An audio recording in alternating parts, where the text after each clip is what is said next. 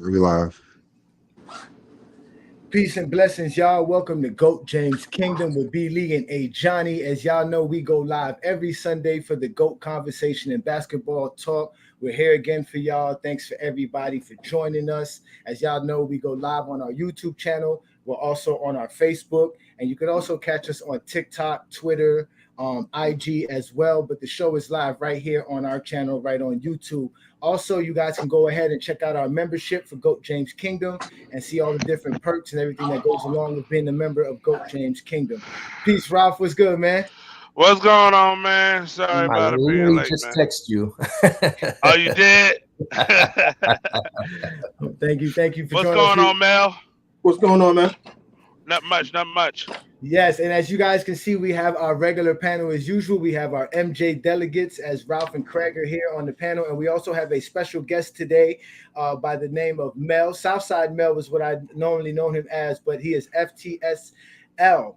Yes, Mel, go ahead, Mel. Introduce yourself to the GOAT James Kingdom fans. Go ahead, brother. Right. Yeah, Southside, New York. Not everybody thinks it's Chicago. No, it's Queens. It is used to be that it's FTSL Mel now from the Sideline Sports. That's the podcast. Y'all can check us out whenever y'all get a chance. But yeah, I've been doing this since I've changed over my content. The one guy that has always popped up on my timeline, and we had our little back and forths, and this is a long time coming. Indeed, Mr. Exposure over here. So appreciate you, brother. Yeah, I appreciate you, brother. I didn't know you were from Queens. I was actually born in Queens General Hospital. I was born in Jamaica, Queens. So we do actually have a little bit of ties, brother. That's a good thing, brother. I appreciate that. Thanks for I'm a Brooklyn dude. All right. Nobody cares about Brooklyn, bro. Nobody cares about Whatever. Brooklyn, man. Whatever. Brooklyn. Well, again, fellas, thanks for joining us. As you guys know, we come live, we bring it. We are ready. Today's show is going to be about the greatest scorers of all time. We have put Ralph and Craig under the fire, and also Mel. Mel has joined the fray. He is here to defend the greatest scorers of all time and the Michael Jordan logic of the greatest scorers of all time, as all three of them are Michael Jordan fans and have Michael Jordan as the greatest scorer of all time. So, but before we get to this, before we get to that topic, we're going to discuss, obviously, the NBA. That's what we're here to discuss. We're here to talk basketball first. So, as y'all can see, the NBA has gotten real interesting this week. A lot of teams have shuffled up. The Western Conference is basically a shuffle. We stated this before, but the Lakers have finally popped up in our graph. This is the first time we put the Lakers up here. Am I correct? If I'm correct, the Lakers finally made it into they're in the top. Yeah, I had them on the graph before when it was like 12th and 13th. No, we never did. We only do the play-in teams. We only do the play-in teams. You know that. Stop it. There go Craig already. Craig with his it's always up to 10. Yeah, it's always been up to 10. But the Western Conference has shuffled up. Memphis has come back after John Morant's appearance. He's played the last couple of games for them. The Clippers are up and down. Phoenix is still standing still. The Warriors are up and down. But the surprise is Dallas is not in the play-in. For the first time of the season, they are out of the play-in, but they do play today. So they have a chance to put themselves on the back into the play-in and get themselves back. I think they actually tied for 10th, but that's because of the tiebreaker. But I think they got 38 losses. So yeah, they're tied for 8. They're tied for 10. It's tied for 10. And percentage points. Yeah, they have the. I guess OKC does have the tiebreaker, but they do play against Charlotte today. That's the first game at 1:00 today, so that would be a start to our basketball Sunday. But then the East is looking like how the East has always been all year. The top four have always been there. Boston's kind of come back to take their spot into the second spot. My Heat did good Wednesday night versus the Knicks. Yes, it's all good. We got revenge coming up soon. And then we embarrassed ourselves yesterday against the Brooklyn Nets. So, we got embarrassed in the second half. You gonna come and beat both New York teams? Nah, you gotta pick one. y'all can't pick one. Shoot, y'all can't find a team that y'all like. It's Brooklyn one night, then it's New York the next night. Nah, it's always the Knicks. Always the Knicks. Knicks is the only team that represents New York. Facts. We the big brother. That's true. The Knicks are the king of New York of all basketball. But the panel goes as before. We'll let Craig go first, then Mel, then Ralph, What y'all think of the standings and what y'all got? Is it 8 to 10 games left for everybody, man? What y'all think is going to happen for the next couple of games? Next, week or two. Nothing. Everybody just keep winning. all who's healthy at the end of the season. Yeah. Those are teams that win. Yeah, I guess we won't know to the end of the season. Yeah, no, it's a crapshoot. You don't know who's going to do what because it's literally a half a game that's separating everybody from 6 to 12. So until somebody just goes on a real bad losing streak or a real good winning streak, it's not going to solidify itself. I had questions about those Lakers, but what do y'all think that is? I know what I feel it is, but what are y'all feelings on the Lakers? Go ahead, Ralph.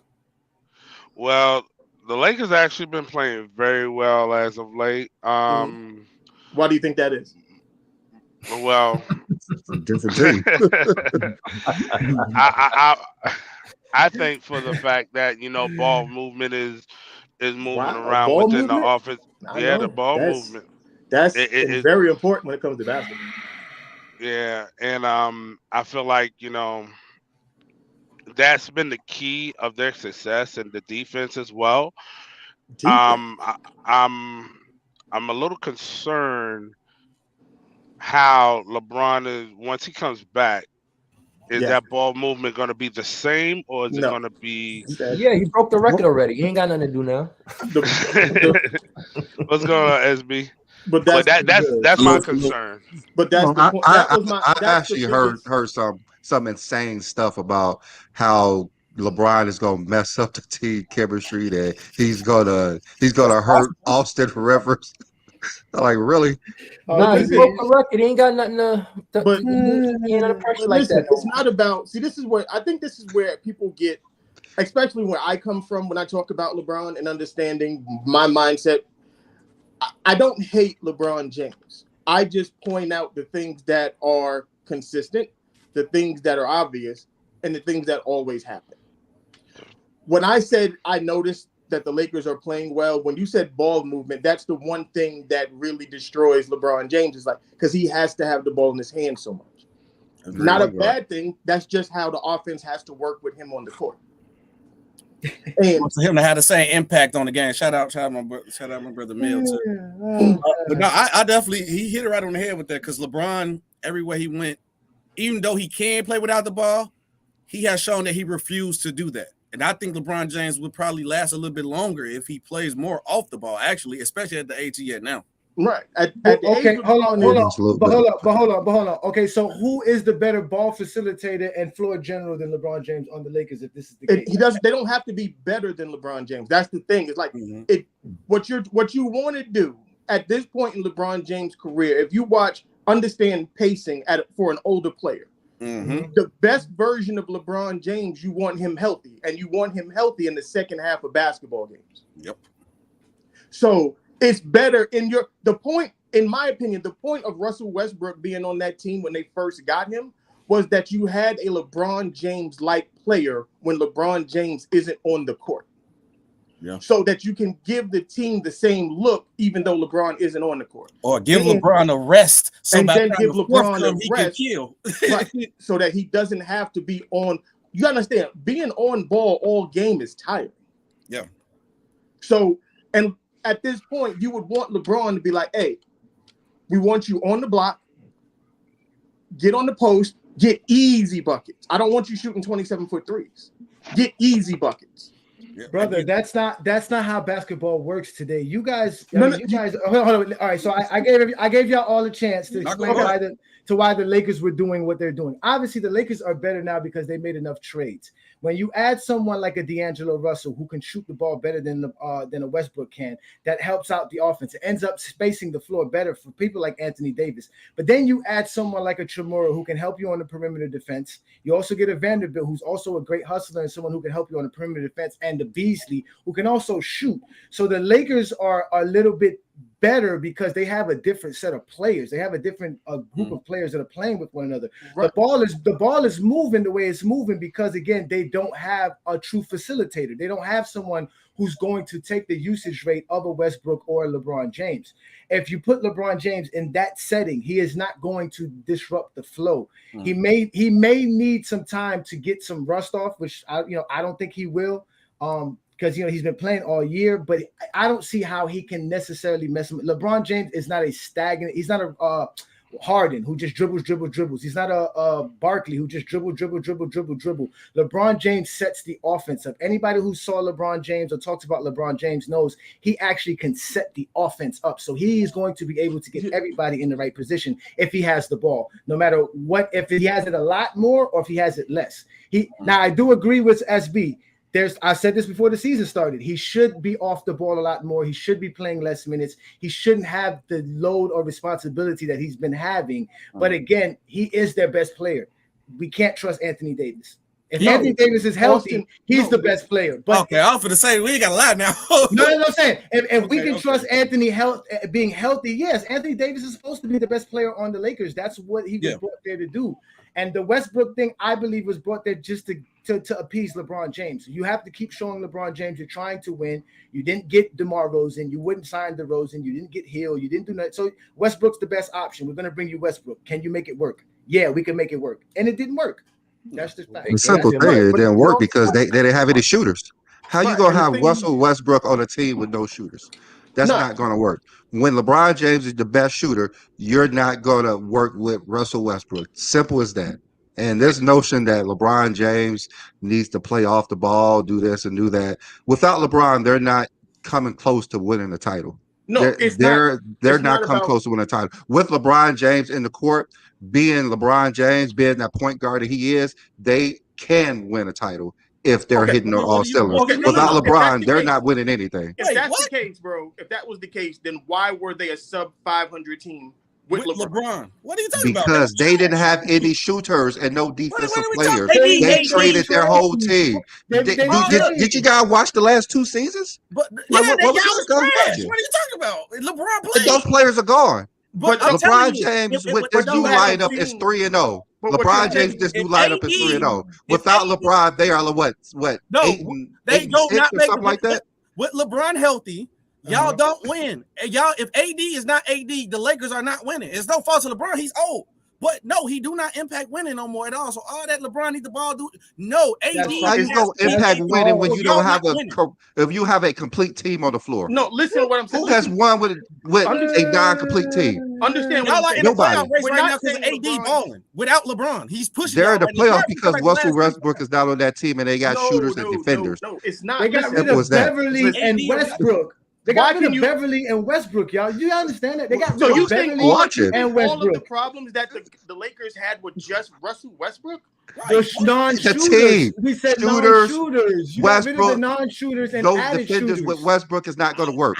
I say the shooters. They have no defenders. They don't are shooters. And they did the worst shooting team in the league. Okay, I just said that. They added Vanderbilt and they added Shamira for defense. Yeah, I agree. They added Beasley and D'Angelo Russell for shooting. How is that not compared to what we're talking about? But what you're saying is you just named 4 people and you said that the only reason why they're doing better now is because of one person is now. No. We said that they got rid of. Got to run the point. Everything gonna change. I'm like, no. We seen how LeBron played. No, I'm telling you that. No, I'm telling you that LeBron James' skill level will be good enough to add him to that. He's not gonna mess up the flow. The ball will still be moving. LeBron passes the ball. LeBron doesn't hold the ball when LeBron is on the court. That's what we're trying to tell you. Because you don't have a LeBron on the floor. No one who had the skill set of LeBron James to run those sets. Why? No, but they don't. Without LeBron, they don't work no more. They run a 4-man out. They don't run all of the cutting that they're doing now. They don't do when LeBron is on. Did you guys never watch LeBron James play before? I don't understand what y'all talking about. They're 3-0 with LeBron. Hold on, they're 3-0 with LeBron James with this current roster. What are you guys talking about? Who y'all playing them 3 games?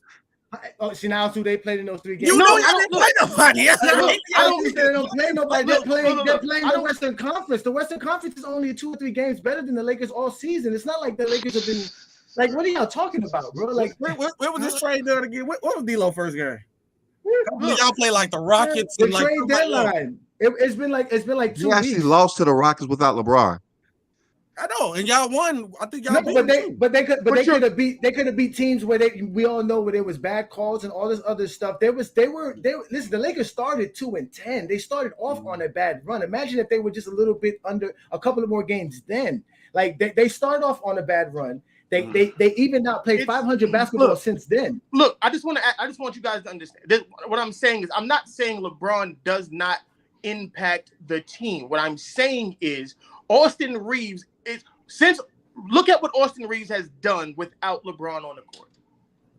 My point is, certain guys aren't allowed to do what they do because of the way LeBron is currently playing.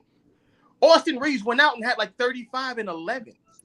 And D'Angelo Russell was in that game. That's what I'm saying. So he has more opportunity, more usage rate. That's what I'm saying is, if LeBron is on the court doing what LeBron James does, look at the production that you're missing.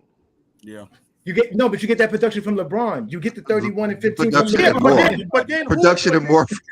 You're really comparing Austin Reeves to LeBron James. Okay, let's just move on. Like this is comparing Austin Reeves to LeBron. Yes, you are. I'm talking about.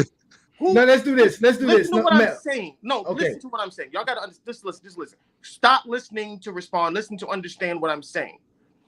LeBron James is more effective than Austin Reeves off the ball than if you was to just have LeBron just continuously do what he does. When Austin Reeves is playing off ball, he probably averages almost less. Let's give him 10 points. I'll give him 10 points.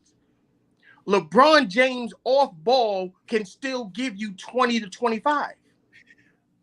Brother, if you think that Austin Reeves being the main facilitator or the guy that's going to get the offense set up for the Lakers and get them to the championship over LeBron James, brother, it's not about basketball. We're talking we're talking about who's going to win. No, but Mel, we're trying to win. Mel, and I'm not comparing. Yes, but Mel, we're trying to win a championship, and your way and what your strategy is will not win the Lakers a championship. When LeBron comes back, the way that you've been doing it won a championship. Yes, in 2020. What are you talking about? Anthony Davis was the best player on that team, not LeBron. Anthony Davis led the Lakers in every statistical category except for 6. Oh my God! In the finals, just in the finals. Right or wrong? Just in the finals. In the season. All season, my guy. In the season. I mean, in the season, LeBron made a point to make sure LeBron. So now listen. That's why LeBron was the second best player in the league that year, according to the MVP vote. He was the second most valuable player that year, not Anthony Davis. LeBron took a step back, and the team got better. That's all I'm saying. Allow the younger dudes to do what they do. LeBron can still go out and give you 25 to 30. But you're talking about Anthony Davis. Yes. Anthony Davis, yes. Not Austin Reeves. You cannot take a step back and let Austin Reeves take over the Lakers. You just cannot do that. Austin Reeves take over. I'm talking about initiating the offense. Yeah, you have to have LeBron initiate the offense. LeBron do that, brother. I don't think you need to do it every play though. Like, damn, I don't think so. I mean, if you want to win, and think about if you're just trying to look good in the regular season, yes, let LeBron James take a step back. But if you're trying to win, Lena Johnny, y'all not even realizing that when y'all won, the Lakers won the championship, they splitted the playmaking with LeBron during that time with a guy named Rajon Rondo. That's when y'all was at the best. When LeBron has the whole load to carry with the playoff playmaking and ball, that's why they got D-Lo. They don't win. Y'all don't win consistently. The Lakers was as great as they were because they had another guy who could take the load off LeBron and play and make other decisions. Because you act like LeBron don't have a high turnover rate. He does. They had shooters. They had shooters on that Lakers team. Wasn't else, but turnovers killed the Lakers. Turnovers in defense killed the shooting problem. When they won the championship, the Lakers had Kuzma. They had Dion Waiters. They had Bradley. LeBron led the league in assists. They had Danny Green. Y'all led the league in turnovers too. What are you talking about? It doesn't matter. It doesn't matter about the turnovers. The Lakers were good enough to win the championship. Turnovers matter, bro. The facilitator. That's what you guys understand. LeBron James is the best on-ball player that you're going to get on the Lakers. You're not going to get anybody better. He's going to get Anthony Davis going easier. It doesn't mean he has to do it all the time. He has to do it because he's the best at doing it. He's going to give you the best option. He's going to give you the best results. He's going to get Anthony Davis better options once he's on the floor. It's going to be better for everybody once LeBron gets on the floor. That's what we're trying to explain to you. So there's no way he can mess it up. It won't be him messing it up. It will be you not understand. We saying we agree that he should do it, but we saying he don't need to do it for the whole game. He should split it. And we did agree in 2020 when they won with Rondo. We agree, but again, until somebody else on the Lakers can actually show it, until they can show that they're the ones that can do it, we have to. They're showing it to you. Yeah, they're showing it. That's what he's telling you. They're showing you now. They're showing it now. Only Anthony Davis is showing it to you now. Yes, Anthony Davis. Austin Reeves is the only unsigned free agent to go back-to-back 30-point games. Bro, this is 2 games you're talking about, brother. They've been playing good for because he's in a rhythm now. And so he was in a rhythm because LeBron James is no longer on the floor, or he's in a rhythm, or he's in a rhythm. He's on a no. Is he a better rhythm because the team is just a better team, so he has better options? They no longer could worry about. What? Don't let Austin Reeves shoot because no one else can shoot. So now other players. All right, guys, let's just move but on. If you don't get nobody, it's just a little bit repetitive. All right, let's just move on. Go ahead, Johnny. Okay, so all right, so let's get to the crux of today's show, because we're going to talk about scoring and shooting, because obviously this is what you guys love to talk about.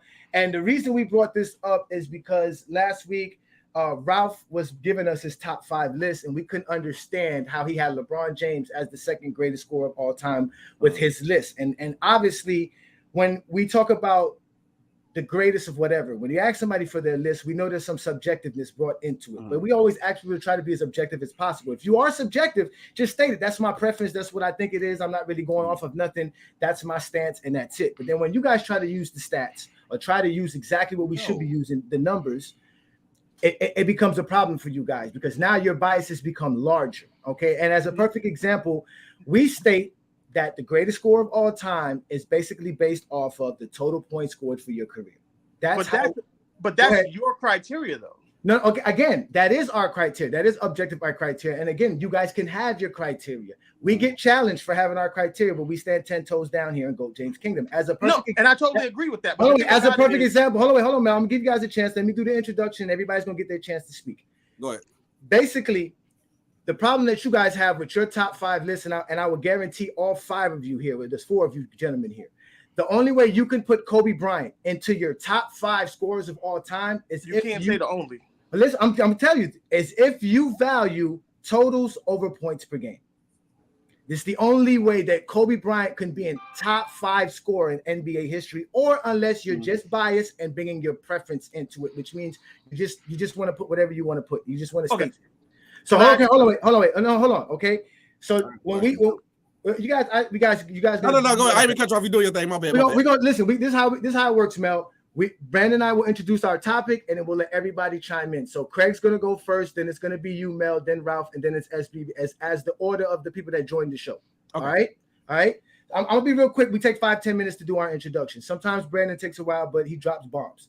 So at the end of the day, when we tell you our top scorers are based off of the all-time list, it's a very simple thing for us. There's no biases involved. There's no nothing at all. It's basically the guys who scored the most points. It is the most objective way to determine the greatest scorer of all time. And we have Kobe Bryant legitimately in our top 5 because he deserves to be a top 5 greatest scorer because of his totals in general. He's top 5 in playoffs and in the regular season. So we don't have to defend ourselves when it comes to this. But we are going to ask you guys to defend yourself because from my understanding, points per game is the most valuable thing. And even if we go to the playoffs, Kobe Bryant is not a top 5, top 10 player in points per game. Y'all be killing me with these things. Y'all be killing me. So if we go by points per game, if we go by efficiency, which is their shooting percentages, and if we go by scoring titles, there is nothing in those 3 categories that will make Kobe Bryant a top 5 scorer in NBA history. Objectively. Okay. Objectively is the big thing. Okay. So this is the big crux with you guys, because if you wanted to make Michael Jordan the greatest scorer of all time and you said you went by points per game, that would be objective. But then you would have to go down the list. And you don't want to do that because Wilt Chamberlain would be 2. Then you would have Elgin Baylor. Then LeBron will be in your top 5 as well with KD. And even if you want, like I said, if we want to go to the playoffs, right? You say Wilt Chamberlain dips in the playoffs. He can't be in my top 5. Hold on, I got you. Okay. But what about Jerry West, who goes up in the playoffs? What about Allen Iverson, who goes up in the playoffs? What about KD, who goes up in the playoffs? Stephen Curry goes up in the playoffs. These are LeBron James goes up in the playoffs. So how are you putting Kobe in front of these people who, by points per game? You see what I'm trying to say? Now, you could have Michael number one because he's number one in playoffs. He's number one in regular season. There's no denying that. If that is your objective take, then you can say Michael Jordan's the greatest scorer of all time because he is the number one in points per game in all categories when we talk about points per game. So for us, we're just confused. Brandon and I are just sitting back thinking to ourselves, well, if you guys really want to do this, you have to bring up a math equation of some sort to come up with your top five. It has to be some unique equation, and I'm all ears for it. We are sitting here all ears to break down your formula and your criteria to how you came up with your top five greatest scorers of all time. So that is my topic, my state. So I'm going to let Ralph go first, and then the panel can continue on, and we'll let you brothers talk. So go ahead, Ralph. You have a few minutes. Everybody have a few minutes to speak. I thought Craig would go first. It's Craig. I'm sorry, Craig. I'm sorry, Craig. Go ahead, Craig. My bad. Go ahead, Craig. Well, to me, I don't go by all this stuff that y'all do. Like you said, whoever have the most points is the greatest scorer. You can't use that because I bet you won't say the PlayStation is the greatest video game of all time because it sold the most games. But you say a PlayStation 5 is better, so you can't even do it by who has the most. Me, I just look at not only the stats and actually what they did because the stats only go by what you after the game, but you've seen what they're done in the game.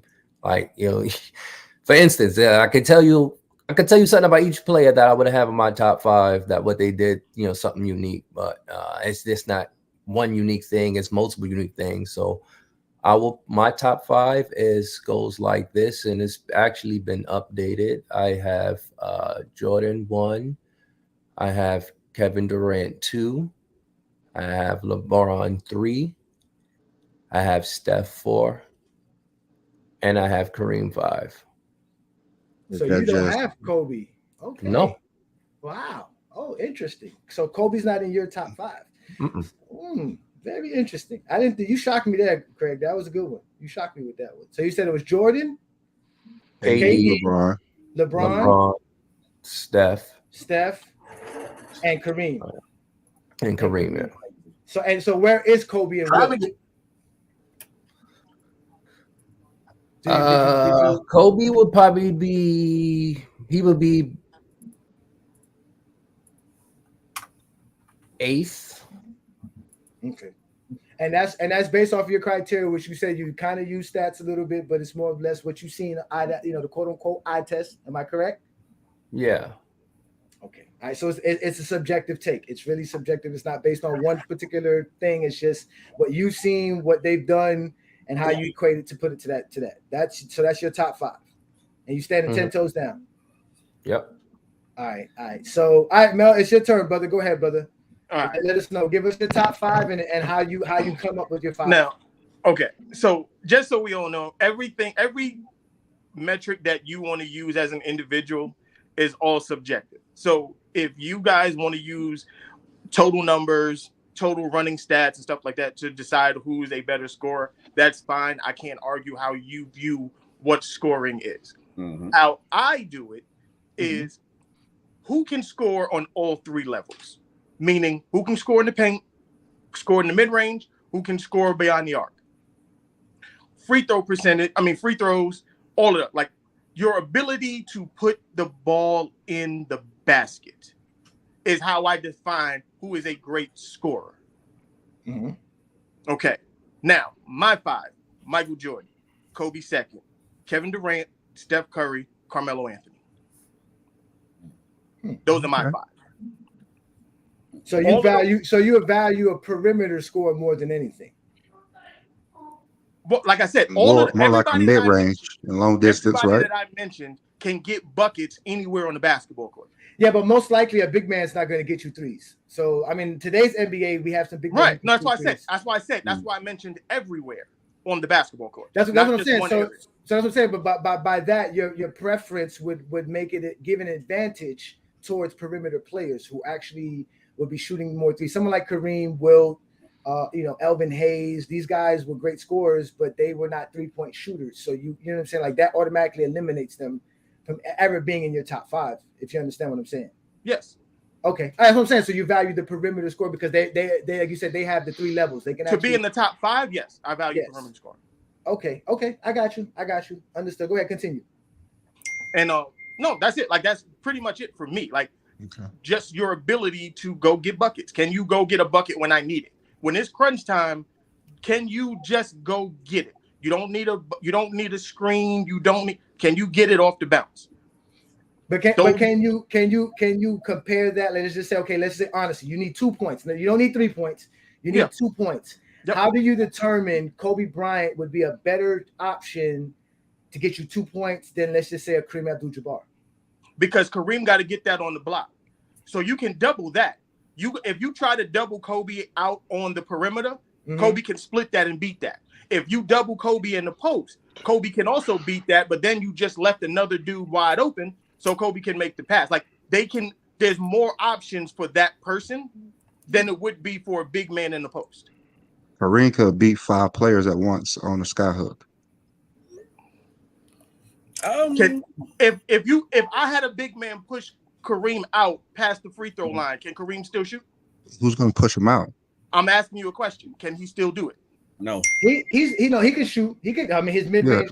He had the mid range. The 3-point is what he doesn't have. No one's going to push Kareem outside to the 3-point line. You're That's saying the problem. I watch people push Kareem past that. That's why I'm asking you. If you can make Kareem uncomfortable on certain parts of the floor. But they've done that with Kobe too. Now they put Kobe's on bad spots of the floor where he's not as efficient as other spots. They push him to certain areas. But so fine. You want to say he was inefficient? No. I want to. What I'm saying is that where we get to at that is that for you to determine that there's no tangible proof. It's just that's just what you feel. What I'm telling you is I said off the bounce. Once we have proof. We saw the Pistons do it to Kobe in the whole series. They triple team him. He cannot beat a triple team. Boston too. Boston did the same thing in 2008 and in 2010. They literally you can't beat a triple team. Beat a triple team? Because like you say, because you got to pass the ball. You just brought up 3 people trying to guard 1 man. You just said give him the ball and they can score. He cannot just get the ball and score. It has to be 1-on-1. And I also said if you double teamed him, he could split it or kick it. But that's what I'm saying. But that's the same thing for Kareem. If you double team Kareem, it's the exact same thing. No, it's not. Kareem cannot handle the ball on the perimeter. He could pass the ball just like Kobe could pass the ball. But that's what I'm saying. He doesn't have. Again, he's not going to be on the perimeter that much. And the 10 to 15 feet, 18 feet, Kareem is just as good. Put like this. As a center, I'm just going to put. As a center, you think Kareem is the best offensive center ever? Again, he's 38,000 points, my friend. I don't know how to explain to you.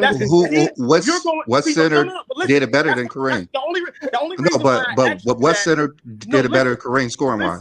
Listen to me. That's why I asked you the question. Is because what you value and what I value are not the same. Akeem Olajuwon in that situation could put the ball on the ground.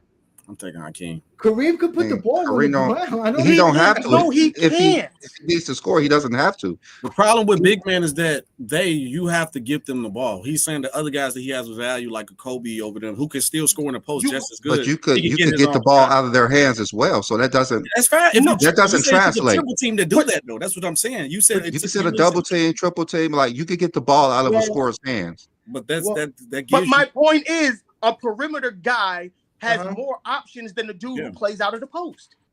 Easily, every time. But a center or a big man is going to set themselves up for the best shot. That's the problem. They're going to go in the post for the best shot. They don't need a lot of movement. Yeah, they don't need to go side to side. But you got to get there, bro. You have to. Kobe's going to take an inefficient shot compared to someone who's going to give you a more efficient shot. That's the whole point. So that we break down the numbers. That's ego with Kobe, though. That's ego with Kobe. That's the reason. No, just in general, just shooting a mid-range jumper, it's a low efficiency shot compared to shooting something that's 5-10 feet from the rim. So that's the point. That's again, like you just said, we all have our subjective takes. So you are right. Yeah. You are allowed to have that. But that's where the confusion comes in that, because for it's me, not confusion. You're saying I need somebody.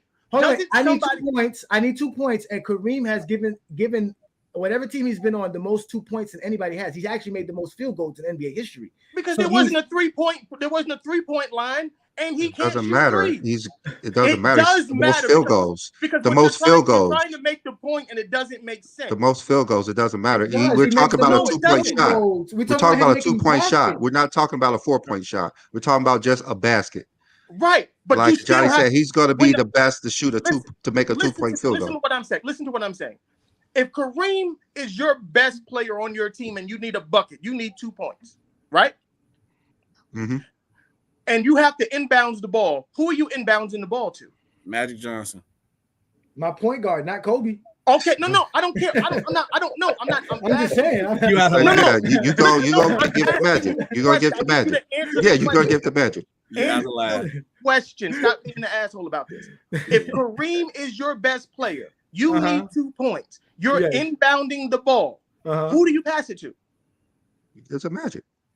No, I don't care. Take Magic on anybody. No, full court. We have to go full court. What are you talking about? Like half court, baseline? Half court, full court. I don't care. If you need a basket, who does the ball go to first? You're not telling Magic shoot the ball because he can get to a spot. Who gets the ball first? Your ball facilitator, your ball carrier, your point guard. So now at that point in time, if I know Kareem is your best player and your best option to score, can I front and back load him to prevent him from getting the ball? Not in his era, no. Answer the question. No. He said no. Why not? Because in his era, there was something called illegal defense. And you had to play everybody man on man. So that means all you had to do was separate everybody on one side of the floor, put him on the low post. The guard who's sticking my point guard, he can try to do whatever once the ball touches Kareem's hand, you can double team. Yes, and that's the same thing you can do with Kobe when Kobe has the ball outside. No. I'm gonna get to that in a second. I'm gonna get to that in a second. Listen to what I'm talking about. Okay, yes, you can double team Kareem in the post. Correct. You are correct. Right. Yeah. So now you have to wait. So you have to get the ball in first, then try to get the ball to Kareem. Same scenario. Do you have to get the ball to somebody else to get the ball to Kobe? Yes. No, you do not.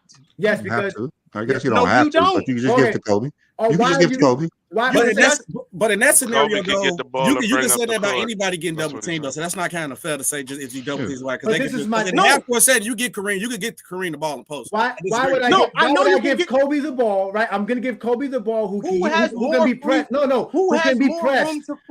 can be? I see what Mel says. No, Kobe doesn't have more room to work because once Kobe gets to the half set defense, right, the half court defense is going to double Kobe once Kobe gets to his spot. I see what Mel is saying. Kobe could start out from the beginning. Everyone sees what he's saying, but in reality, Kareem has perfected his sky hook that it doesn't matter if you have two people on him. They're not going to block it. His turnaround. But that's and what I'm Kareem saying. shoots a higher percentage. But Kobe has to but Kobe now has to work 70 feet. Okay, he has to work the ball up the court. So now you're making him work 5 times as harder. And now you're asking him to take a less efficient shot than what you can get with you have more of a chance of that. There's more of a chance that you never get the ball to Kareem. Right. And there's more of a chance Kobe never gets to his spot to get a good shot off. But at least he had the ball to get the shot off. There's a chance Kareem never even touches it. Right. Yeah. So basically there's positives on both sides. And okay. All right, that's positive both sides. All right. SB. Go ahead, SB. No, it's Ralph. It's Ralph. Ralph. Y'all just want to skip me or whatever? Hey, Ralph. I'm not gonna lie, Ralph. Hey, Ralph. You came up in here looking Rico Suave. I didn't even know that was you. I went out with the wife, bro. You had a job interview, boy. You had a job interview. That's what you had, boy. I went out with the wife last night. That's what it was. But yeah, brother. Go ahead. It was a little confusion last week, and like my when I do my top scores, I base it off of regular season points per game, and the playoffs as well, and I also the scoring titles as well. I put that into it to where they led the league in scoring, and then led the playoffs in scoring as well. Okay. So that's how I tallied it up, and like I have Jordan at 1, LeBron at 2, KD at 3, Wilt at 4, and Kobe's at 5. So you said you did total for the playoffs. I mean, you said regular season totals, points per game, and leaders. Right. So that's the scoring titles, and then you did the playoffs totals, points per game, and the playoff leaders, which is not really a title, but they just say scoring leaders for the playoffs. Correct? Yeah. So no efficiency or nothing like that. And then Kobe it still ended up being in the top 5. Yeah. And LeBron still ended up being number 2. So do you get bonus points for scoring titles or something, or how do you add I factored extra them points? in. Like, all right, for instance, we all know LeBron is first in totals, 5th in points per game in the regular season. Playoff totals, he's first and 6 points per game. Now he has 1 scoring title in the regular season. He also led the playoffs 3 times in scoring. So that's let me ask you a question. Are you just doing by points per game for leaders? Is just point per game? Yeah. For leaders? You're just going by points a game, because like I think we talked about like last week, if Jordan scored those points in 3 games compared to Bird, he gave the nod to Jordan because he averaged more points in the playoffs instead of scoring the most in the playoffs. They do have leaders for the most points scored in the season and the most points scored in the playoffs as well. It's just never really like remember last week. Yeah. The NBA cares about last week. I did this more for 45 minutes. We're gonna get to that, Craig. Relax yourself. Let your conscience be free. Go ahead, Ralph. Like I said, I did this in 45 minutes. I didn't have a time to actually go deeper into it. But I'm just coming with my list right now, that what I got. So MJ, LeBron, KD, Wilt, Kobe, correct? Yeah. Okay. Yeah. Go ahead. Is that all? Yeah. Okay. All right. That's our list. It's just in a different order. Okay. No, my bad. No, we have Karl Malone. My bad. We have Karl Malone. My bad. For me, and it's like you got Karl Malone as one of the greatest scorers of all time. That is funny. That's crazy. But for me, I feel like is versatility. Versatility for me is 1, and impact is 1 and 2. Impact is scoring, because I don't care about how much your totals is. If I don't care if you're scoring 30, but if you don't impact winning, it do not matter. Because perfect example, when Bradley Beal averaged 32 years in a row, because the Washington Wizards was losing, they said he was not a top 10 player in the league. Point blank, period. And I done heard a lot of people say LeBron was a top 10 player still when he was averaging 30. Well, my bad, not top 10, top 5 player, because he's averaging 30, but he wasn't winning. So versatility and impact, because I also bring up the key point of versatility, because if you are dominating the game in one aspect of the game and they take that away, can you still dominate and get buckets in a way like Hacker Shaq? I love Shaq. Shaq the most dominant player all the time. My mama loves Shaq so much she named me after Shaq. But that's why the Hacker Shack was there for a reason, because he was only dominant in that one way, and that's the way to stop the game. So for me, versatility and impact, for me, I don't got to necessarily put them in the order, but I'll say Jordan, LeBron, Carmelo Anthony. As much as y'all, I don't know why y'all not put Carmelo Anthony as top.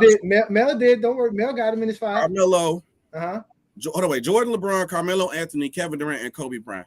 All 3 of those guys. Versatility hits different. I know LeBron like probably least versatile than everybody that may be on that list, because he later on added on, but his impact of his scoring, how he scored, value is a lot higher for me, because I just seen Jordan and LeBron impact scoring and impact winning games. I say the same thing with Carmelo, who raised their game up. So for me, that's 2 of the most important things, because stats, like I get it, because that's just the best way you could probably go on paper, but stats don't necessarily always tell the story.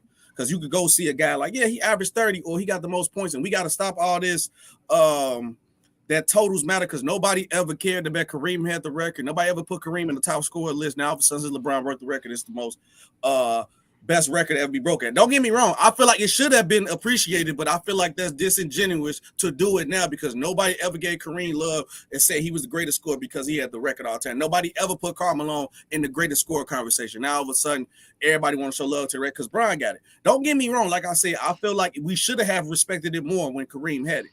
But we don't, so we can't just act like that all of a sudden. Oh my God! Change now. No, but that's why James Kingdom exists, because we are here to change. Y'all change the narrative. Because we are called. That's why I call myself the exposer, is to expose stuff like that. Because I remember watching basketball as a kid, and people kept telling me how great of a scorer Kareem was. It was the unstoppable shot. It was literally the unstoppable shot. You gave the But ball. they talk about skill, not the scoring wise. But I get it. I get what you're saying. Listen, okay. So I'm gonna ask you this, SB, because you said versatility, which is also something that Fluent brought up. So am I good or correct by saying versatility is like a synonym for what Mel said, which is ability, right? The fact your range, the fact that you can score in different parts of the floor, right? So you guys mentioned Karl Malone, and I'm gonna let Brandon come in after this. The reason Karl Malone's the top scorer of all time because he averages 25 points per game. He shoots over 50% from the field. He's third all time in scoring. He has, I think, like 15 seasons or 20 seasons where he, like 18 and close to like something like that, where he averaged over 23, 24 points per game. The man was a beast when it comes to scoring. He could score in every facet. Yes, he couldn't shoot threes. But when it came to giving Karl Malone the ball, he had a mid-range. He can face you. He was a mid-range shooter. Yeah, that's what I'm saying. He can do all. He can run the floor. All right, he can run the floor with the best of them. Because that's another thing about being a big man, right? Because when you give the ball to your point guard and you run as a big man, I know this because I was a big man. The ball is way much more easy to get to, and you can definitely score easier. You'll get it, especially if you got a good passer, which is what he had for his career. So he was able to get a lot of great shots because his ability was incredible. And Stockton knew this. I could give him the ball here, there. He's going to find a way to score. So Karl Malone is definitely one of the greatest scorers of all time. There's no way you can't put him in your top 5. But you and Mel have this thing about perimeter players, which I get it. Is, they can shoot threes. If you need a three-pointer, you're definitely not going to go to Kareem. You're not going to go to Karl Malone. You know what I'm saying? You're down 3 points. I got a question, though. What does, out of everybody else's name I said, right, out of the greatest scorer, for their whole career, what does Karl Malone and Kareem Abdul-Jabbar got in common? What do they have? They have something in common that helps them really score well. I wonder what it is. You talking about a good point guard or something? Two of the greatest passers of all time, right? Yes. So, like you said, as a big man, if you have that guy who can dish it off to you and put you in your spots to make it easier for you to score, that changed the dynamic. Because I don't know if Karl Malone gets all them buckets without a guy like John Stockton. And it's not fair to Kareem, but it's the same. It goes both ways. And matter of fact, the only players that you guys have in your top 5 that doesn't need an actual point guard to get their shot off is Kevin Durant and LeBron James. Both Michael Jordan and Kobe. Yes, both Michael. What? Yeah, listen, are you insane? First of all, both Michael Jordan and Kobe Bryant need a facilitator. There's a reason why Derek. Why does Michael Jordan or Kobe Bryant need a facilitator? Yeah, you gotta explain that to me. To get them the balls in the right spots, because if not, they have to be the ones to get. They have to work harder to get their shot off. You are wilding. Listen, just because they can dribble better than Karl Malone and Kareem Abdul-Jabbar doesn't mean they can get to their spots easier. Who's their point guards? Michael Jordan. If you would have said the triangle system, I would have let that rock. But the point guard, that's blasphemous. If you would have said the system, I was cool with first that. of all, Derek averaged 32 as a point guard. So I don't. Derek Fisher is a very good point guard. He can get your offense going. So you're saying Derek Fisher helped Kobe Bryant score now? Kobe Bryant ain't win a playoff series without him. I'm using my logic now. Oh my God! Y'all got something. Ron Harper. Say what happened when Kobe had what's it called when they got when the you said Ron Harper. Do you know what year these Ron guys Harper came? These are guys. These are setting up your offense. All you got to do is set up the offense. You don't have to be nothing but that. I'm talking about guys who can set up the offense, get Kobe Bryant in the right positions. Farmar couldn't do it. Smush Parker couldn't do it. No, that's cap. And what was Kobe averaging during that time? Kobe, and how much shots he was taking up per game, how much effort he was doing. No. I didn't ask you. You changing. Yes, he was changing. Yes. I'm not. He was shooting more. He was shooting more. Simple as that. But he wasn't in his spots. He wasn't in his spots. I said he would have to work harder. Didn't I just say that? He has to work harder. That's what the shooting more shots. But that's what a versatility comes with. But that what comes with having a good point guard or ball facilitator, somebody who can literally. The reason hold up. SB, you clearly talked about winning at scoring. Yeah. Right. Yeah. Right, you have to win to be a good scorer. These guys, Scottie Pippen, Derek Fisher, they help them get into their spot so they can win while scoring. So using your logic, Johnny is right. No, he's not.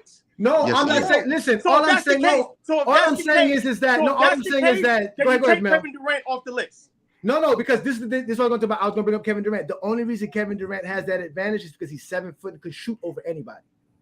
So if you put a 7-footer on Kevin Durant, did Steph Curry and Russell Westbrook not help him? No, Stephen Curry. That's why he needs Draymond Green. I'm asking you a question. Did Steph Curry and Russell Westbrook not help Kevin Durant? Because when he didn't play with him, yes, of course they did. I'm not going to say they did it. Everybody. So did Kyrie Irving help LeBron James? No, I'm saying that. No, what I'm saying is that your take is that the guy who has that ball, like a Kobe Bryant or Jordan, basically you could give them the ball from the inbounds. Yes, they can have the possession from inbounding to end to end. Yes, from end to end. What I'm trying to explain to you is that for them to get their best shots and for them to be as effective as they were as scorers, they also needed the point guard the same way Kareem needed the point guard. No, they don't. They don't need the point guard the way that Kareem does. So by your logic, LeBron could have scored Miami without Mario Chalmers, then. But that's what you said. That's what you saying. LeBron's the point guard on the Heat. LeBron James has never played on a team that had a true facilitator outside of Rondo in 2020. And he's never had that ever again. Derek Fisher, true facilitator? Derek Fisher got the Lakers into plenty triangle offense. Yes, especially in 2000. So you're saying in the triangle offense. Ron Harper was a true point guard in 2008, in 2009, and 2010. Remember when Derek Fisher went to Utah, he got them in the playoffs. Y'all forget that. He was playing good there. Oh, nice. I didn't say he was trash. I'm just saying as a facilitator, as a point guard, he understands where Kobe can get his best shot. Kobe doesn't have to dribble the ball 70 feet to get to his spot. Kobe can literally jog up the court. He was running a triangle, though, brother. I get that, but you have to run a triangle with a good ball facilitator, not because of Kobe. No, they ran a triangle because they ran offenses back then. You still need a good ball facilitator to run the triangle offense, whether it's on the post, which is what made Michael Jordan great, because you put Michael Jordan on the post, he can facilitate very good. And that's what makes it well. That's how the triangle works. You have a good wing player, a good ball facilitator, and a good shooter. Did we forget that Jordan? Did we forget that Jordan averaged 32 a game when he ran the point guard? 32, 12, and 11.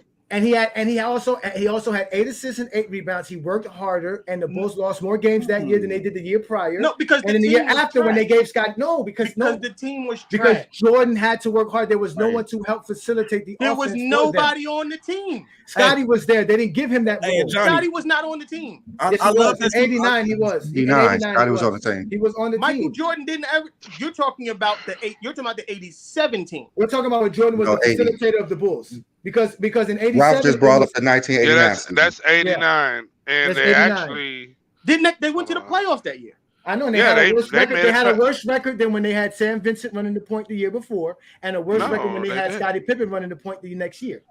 No, they had a better record. Well, they had a slight Derek Fisher cap, because I know you love numbers, so I had to make sure I go look up and look. So I checked the year when Kobe was the lead guy without Shaq. Mm-hmm. Both years they won the championships. Kobe led their team in assists with 5. Derek Fisher averaged 2 assists. So I guess 2 buckets out of his 29, 30 points, he really assisted him and helped him get to the basket. No, I'm telling you that. Then the next year, Derek Fisher averaged 2.5 assists, 2.8. Where's this dynamic playmaker? But you can look at Stockton. Hold on, you can look at a Stockton and Malone's impact. Would they get their assists from the guy that you saying are great scorer? This dude just said he averaged 2 assists. No, are you saying that Kobe Bryant was the facilitator of the Laker offense? He's a part of it, yes. I know more than Derek Fisher. I say more than Derek Fisher. So he's bringing up the ball more than Derek Fisher's bringing up the ball, and setting up the offense more than Derek Fisher. Is that what you're saying? You're telling me Kobe Bryant is it's probably about the same. It's probably about the same, but it depends though. No, okay. Go to the usage rate. What's the usage rate? You got to split the reps with. You forgot they still had a guy named Lamar Odom too, who ran the offense too. Okay, and you know what? That was because I was thinking about the other guy. I'm glad you brought him up. So Lamar Odom is another guy that helped them facilitate their offense as well. I forgot that was who I was thinking about. I was like, damn, I know there was somebody else besides Farmer. Thank you for saying that. Lamar Odom is another guy. So here goes another guy that you have that can help get Kobe into his spots without Kobe having to work hard by dribbling up the floor.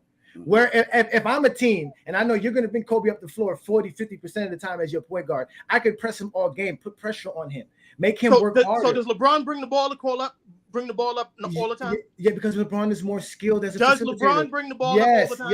Yes. No, that's he why doesn't.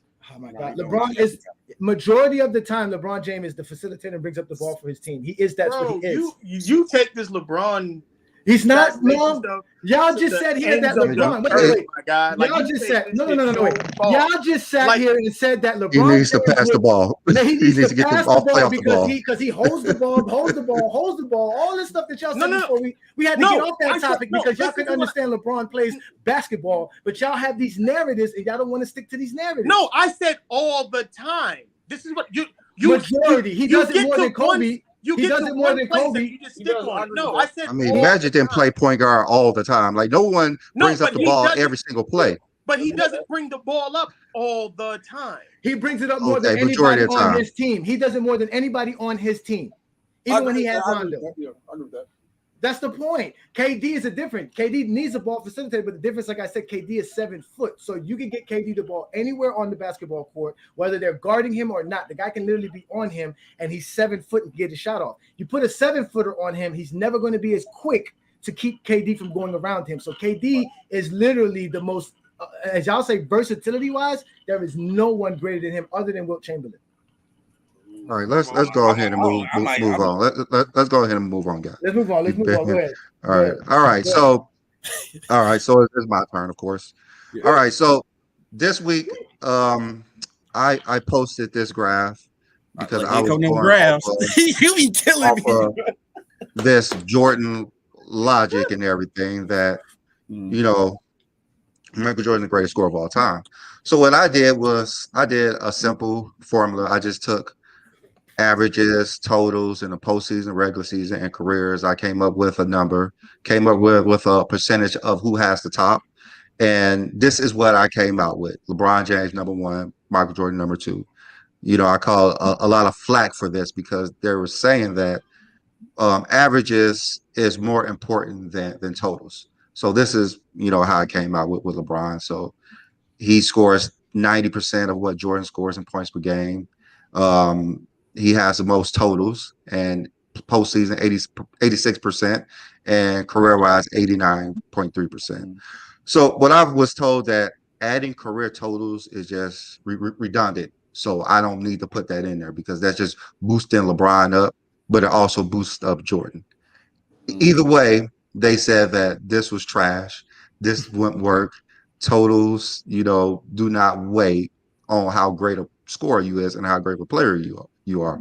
So I looked at, the top 5 and the top 10 of all the 5 major statistical categories. And I see who's in the Hall of Fame, who's not in the Hall of Fame. So as we could see, totals put you in the Hall of Fame more than averages. So this is just all I want to show right here is just averages do not guarantee that you're a great player, basically, because you're not in the Hall of Fame. But when you do totals, it's more likely that you will be in the Hall of Fame. So I listen to you guys. I listen to you guys. So, but I just want to point out that Michael Jordan, one of his seasons is ranked in the top 10 of most points of all time. So for me, you don't get bonus points for scoring titles. You just get those points in your career. For instance, in the 90s, basically when Jordan played, there wasn't a lot of players averaging over 30 points per game. Outside of Jordan, only 4 players since the time he stepped on the court to 98, only 4 of those 4 different players scored over 30 points. And in LeBron James' career, there was 23 different occasions outside of LeBron. So if you want to say, let's put in Jordan from 84 to 98, there was 12 times there was someone averaging over 30 points per game. And in 2020 alone, there has been 13 times. So the scoring titles in Jordan era do not give Michael Jordan bonus points. That's all I'm saying. Like those are not bonus points. He gets those points. He gets those points. You don't add bonus points because he got scoring titles in the 90s. Simple as that. So, like I said, I actually explain that to me. Explain to me. No, let him rock. Let him rock. So I actually listen to you guys, but I'm not going to add in scoring titles into someone scoring points because he didn't score in the 2020s. He didn't score in the 2010s. He didn't score in the 60s. He scored in his era. So we're just going to use what Jordan did for his career. So what I did was I said, all right, career stats are redundant. So I took those out. averages should hold more weight than totals. And the NBA values points per game over totals for scoring titles. So I said, you know what? Okay. So what I'm going to do is I'm going to recalculate everything, but I'm going to add scoring averages as 50% more. So that's what I'm going to do. So when you add scoring titles at 50% more, Michael Jordan comes out as number one.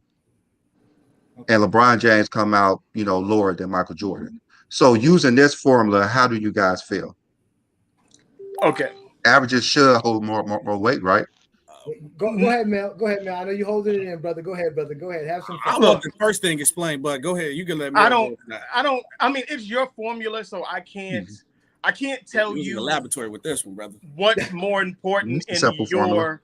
That's your thing, the thing that you came up with. That's not my thing. That's the Jordan. That's what I've been hearing. That's not my. No, I'm gonna tell you. So the whole point of this is who's the better scorer.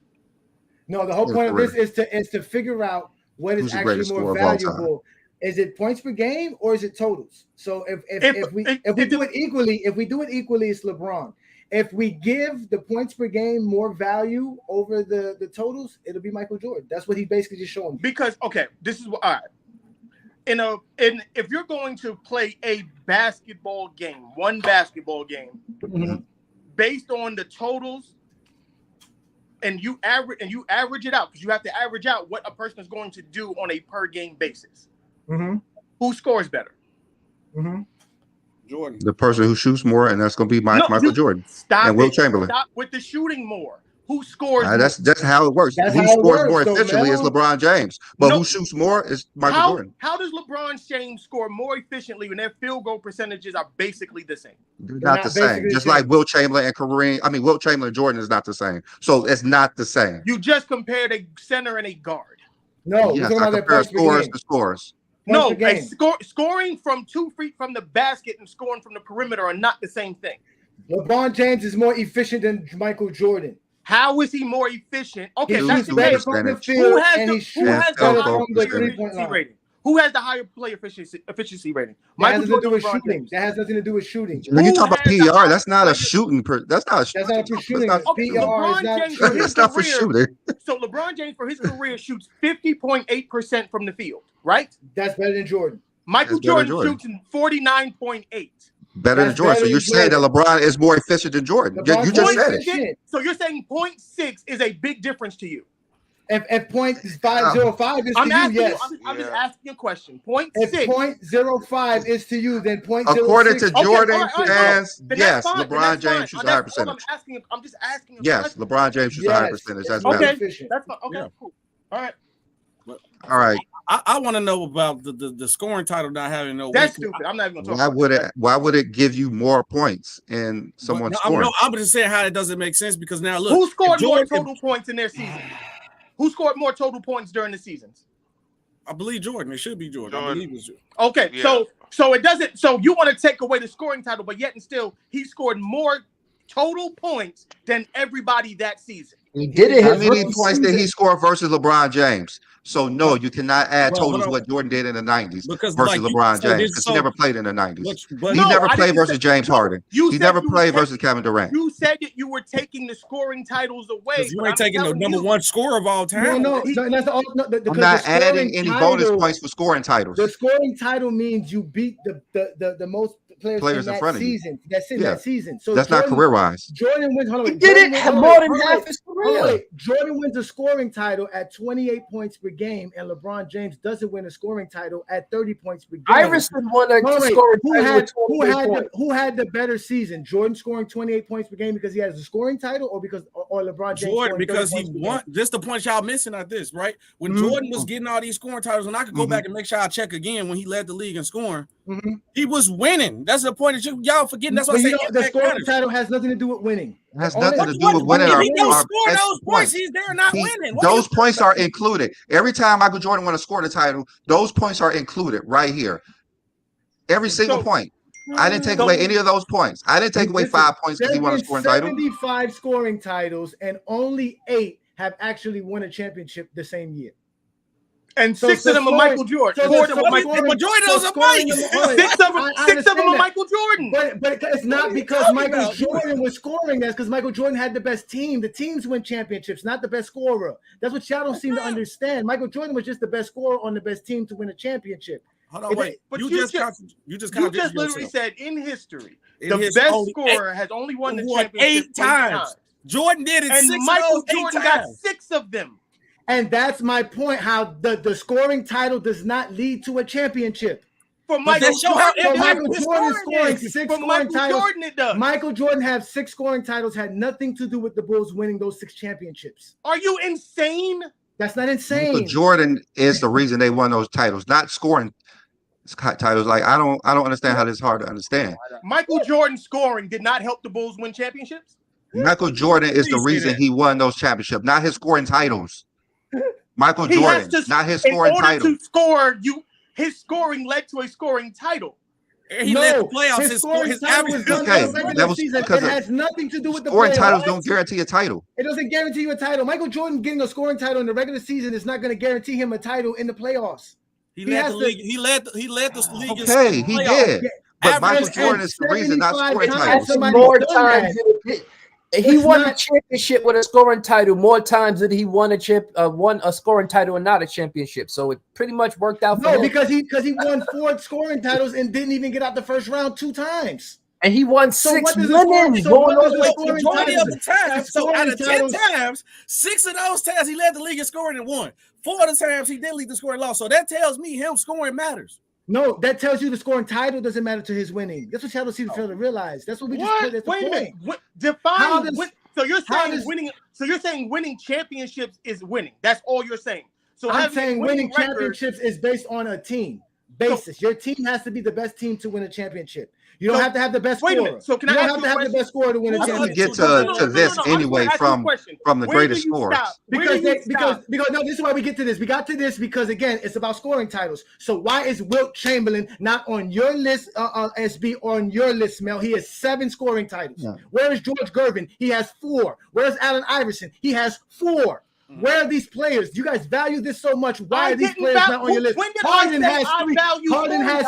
You're just arguing for scoring titles. Arguing it because we're just telling you it doesn't hold. You just said it doesn't make any sense that I didn't include scoring titles. No, you said it didn't matter. Exposure time. You are arguing, but we're telling you that scoring title. No. Scoring titles over me. You're not allowing me to talk. Okay, I'm sorry, Mel. Go ahead. You asked me a question and you just kept fucking going.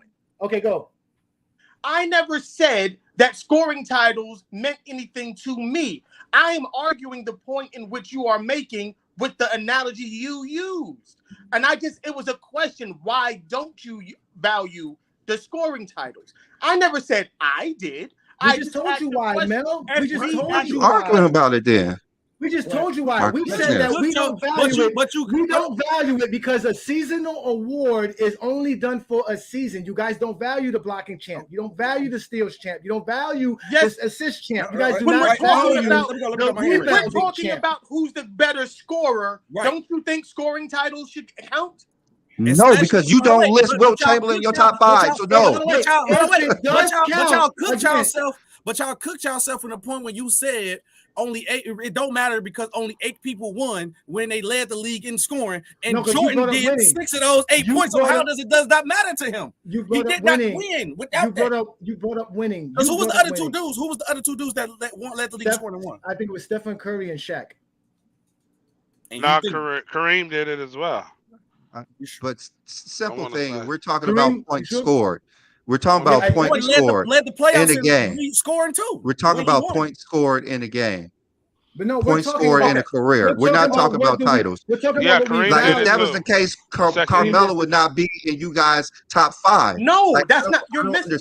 What you are harping on this point title thing. You asked me. You said, Melvin, what do you value? I never brought up scoring titles. Well, why are you guys arguing that scoring titles means more? No, because when he said he does, I asked a question. I never.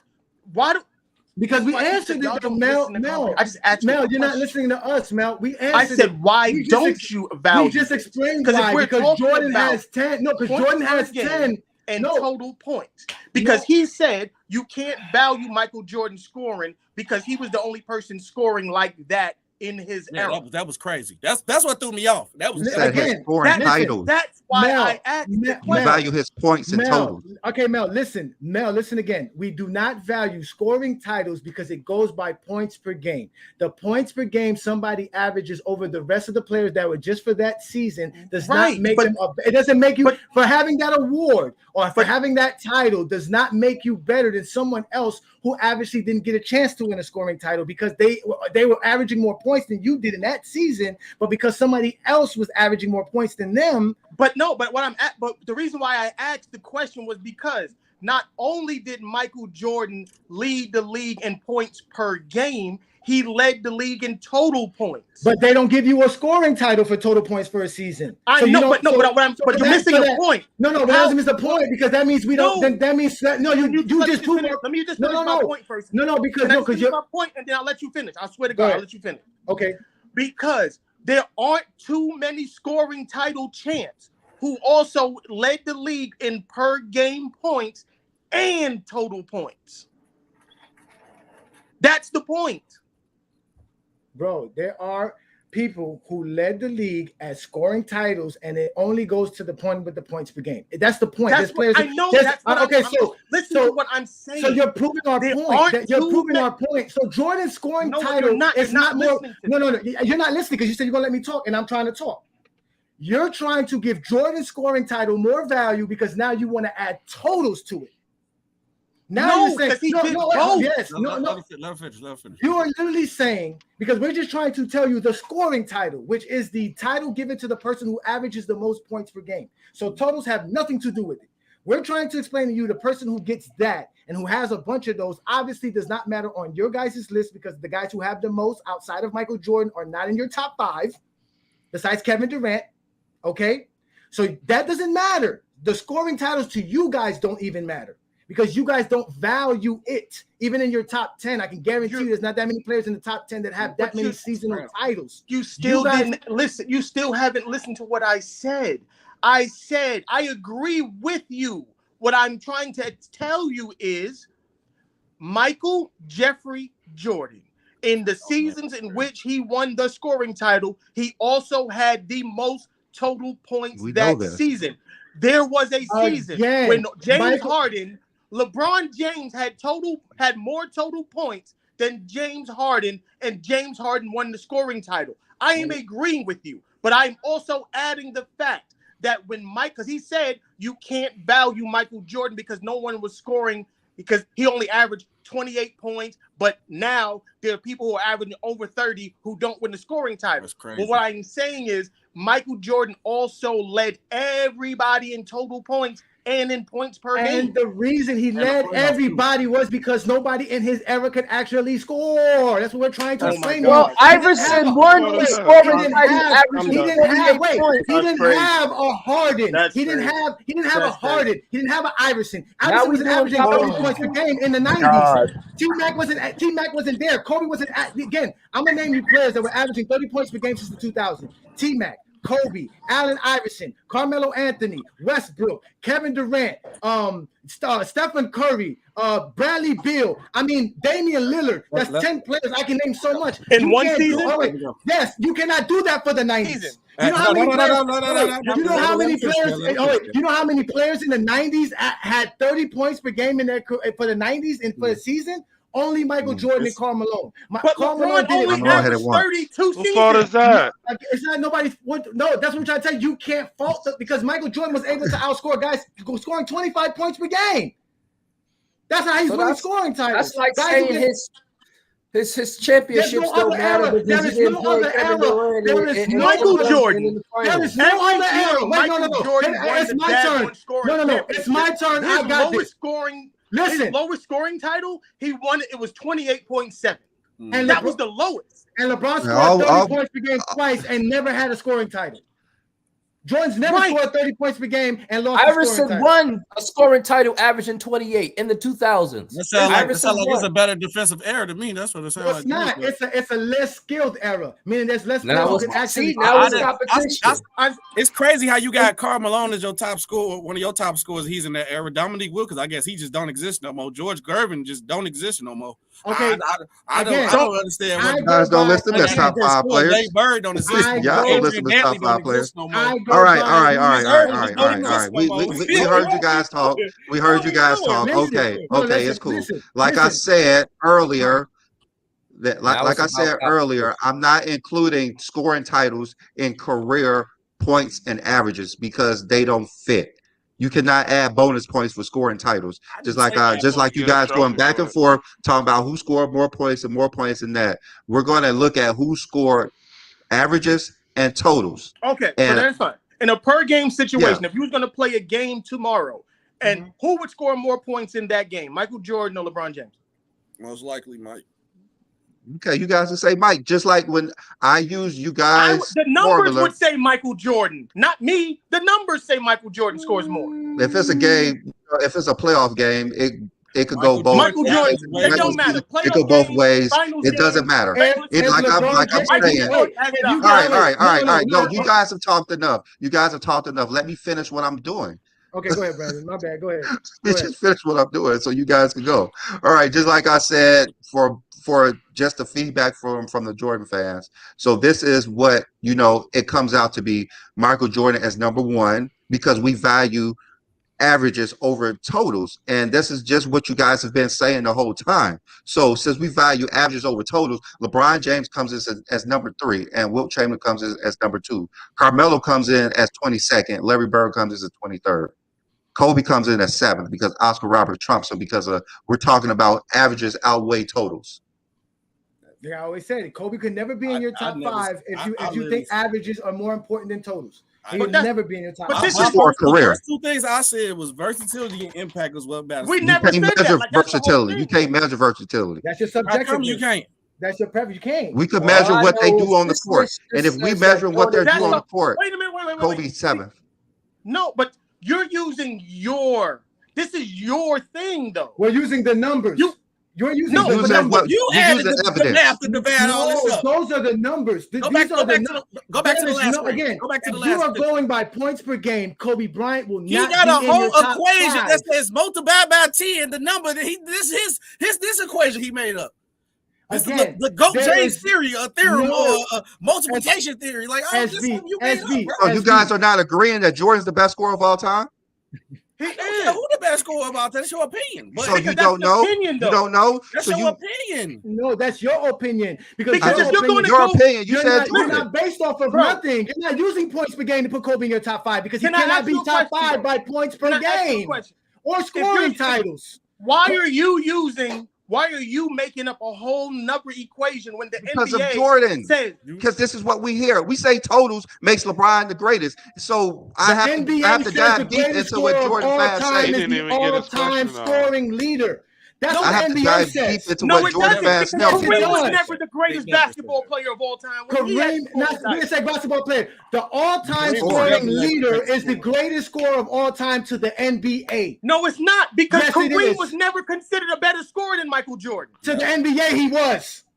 So Karl Malone was a better scorer than Michael Jordan when he passed Michael Jordan? Yes, because Karl Malone scored more points than Michael Jordan. Then you have zero logic, and there is no way we can even continue this conversation. There you go. No sense. See again, there you go. So now I have to have a calculus Einstein equation that's based off of my calculus. We know Mel, please. Mute Mel, please. Listen, Mel, you have to let us speak, okay? This is our show. This is GOAT James Kingdom. You have your show. You want us on? We'll come on your show and behave, all right? But for now, you're going to listen. You cannot use points per game to make Michael Jordan the GOAT and scoring and not use it for no one else. Kobe Bryant is not the top 5 scorer. He's not. He's not. Because if you go by points per game or scoring titles, Kobe Bryant's nowhere near the top 5. So you are using your opinion to stake Kobe's top 5, nothing else. You may have Jordan because of points per game. That's fine. I told you that before we started this conversation. but you are the ones using your opinions, and y'all are mad at us because we found an objective way to do this. We're not using our opinion. Our opinion is what the NBA states. If you score the most points, you're the better scorer. That's it. That's why they honored Kareem for over 30 years. They honored Pettit. They honored Wilt. They honored everybody who held that title before, because that is the most prestigious scoring title for anyone. You're praising somebody who can score 10 times in a season, but not somebody who does it more for their career. Okay. My question is this, though. What's the difference? I don't see no difference from me saying I like versatility from scoring and you making an equation. That's literally like the same thing, bro. No, y'all literally just don't have an opinion on your it. versatility cannot be tangible. It's not based on anything we can measure. How so? You telling me that the point of the fact that I said I like a versatile score because if you can score all these points, right? But if they take away that one thing that you do, that hurts you. Because now I just seen LeBron James. Y'all love LeBron, right? What was the problem? How the Spurs beat them with the Heat? He wasn't a consistent jump shooter, right? They exposed that nigga. That hurts you as it comes to a score. That's not how he beat off with the Heat with the Spurs. No, I'm talking about that was like that in Cleveland. In Cleveland, he lost. No. He had his jumpers were way more consistent later on in Heat and in Cleveland. I'm talking the second round in Cleveland, but I'm saying that the reason why I value you being a versatile scorer because in the biggest moments, when I say impact matters, if they take away one thing of your game plan that hurts you, now you're not as good of a scorer. How can I put you as a top scorer? When Bron added that jump shot, you couldn't stop him. That's the whole point. That's why I like versatility. I can use the same thing for Michael Jordan and said that if the league don't change the rules, the Pistons had a way to stop Michael Jordan every time. I'm mad at you for that. But what did he add? How is Michael LeBron added to then? Okay, so the question. So how is LeBron less versatile than Jordan? What are you using to state that? Because they both had the same issues. There was ways to stop them, and they learned to get over that. Did they not add to their game? Okay, but how do you everybody that I named is probably the 5 more versatile scorers of all time. I didn't even say an order. I didn't say order. I just named them. But what do I care about versatility if the guy that I have in front of you, like Karl Malone, averages more points than you and scored more points than you? Why do I care how you score? Because if you have a guy who's one-dimensional, let's say a Giannis, right? And they build a wall and he don't score as efficient and he is not as impactful, then your scoring does not matter. But there's no player that's unstoppable scoring-wise. Everybody has a way to stop them. We already stated this. Every player that you're talking about on your list has had a way to stop them from scoring and be effective as far as scoring. And have we every player that I named in that 5, have we seen them at either after that point and that dominant that didn't look unstoppable? I just seen Jordan late playoff games. But look what Karl Malone did. Playoff games. Tell me what. All right, so what was to stop Karl Malone? Because I don't know nothing could stop Karl Malone. I haven't seen nobody stop Karl Malone. How does Karl Malone get stopped? Who stopped Karl Malone? Yeah, who stopped him? Who stopped Karl Malone? Yeah, who stopped Karl Malone? Who stopped him from scoring? Who stopped Karl Malone from scoring? How many rings does Karl Malone got? We're talking about scoring. I'm just saying, did it impact winning? What are we That's talking like about? saying nobody stopped Robert Horry because he got 7 rings. Come on now. He made the playoffs 19 times. How is that not winning? He made the playoffs 19 times. I'm gonna answer the question. It. Go ahead. Right. So we're talking about the best scorers of all time, correct? Yes. Yeah. So we can all agree that you can't stop any of the best scorers of all time. Agreed. No, because as B just said, that there's ways to stop. If you want to you can slow them down. You can't stop them. You can stop great scorers. That's impossible. You cannot stop great scorers. You can only stop yourself. They only stop themselves. Even if you're one dimensional, like Shaq, you can still score. Even with what the Pistons did, they didn't stop Michael Jordan because Michael Jordan was still averaging 33. He was averaging less than what he was normally averaging with them. That's it. He was averaging less. So they was able to effectively stop him. In one series. They made him less efficient. Can you just listen? They made him less efficient. But he was less efficient. But then I can also say the same thing. Like when LeBron went up against the Spurs and he only averaged 17 points. He was less efficient. But like I said, like there's ways to slow people down. You can't stop great scorers. True. Okay, I agree with that. Okay, you can't do that's impossible. Can a guy have an off shooting night? Can a guy have a bad shooting night? Yes. Who stopped Karl Malone? Y'all have not yet to answer. No. I haven't. He just said nobody stopped a great scorer. Okay. All right. Nobody. So you can't say that. I could say you Jordan stopped him from winning some scoring titles. Y'all don't measure. So it's as simple as plain as this. Get out of here. As simple as plain as this. There is no way to make. There's no way you could put Kobe Bryant ahead of Karl Malone unless you have a subjective take, which is your personal preference, which is he can shoot threes. But everything that we're talking about to keep it a stack is subjective, Mike. No, it's not. Yes, it is. No, it's not. Because again, if I want to be subjective, I'm gonna tell y'all this. Let me give you something. I think the only player. This is my subjective take. I'm giving it to y'all. Y'all can come at me whatever y'all want. The lights on. When I see them lights flashing, it's on. Listen, Wilt Chamberlain is the most unstoppable basketball player of all time. There is not a game plan, a scheme, a player, anything that you can do besides change the rules of basketball to stop Wilt Chamberlain from scoring. Okay. That would be my subjective take. Now, I can't measure that. I can't really measure this. I can't do none of that.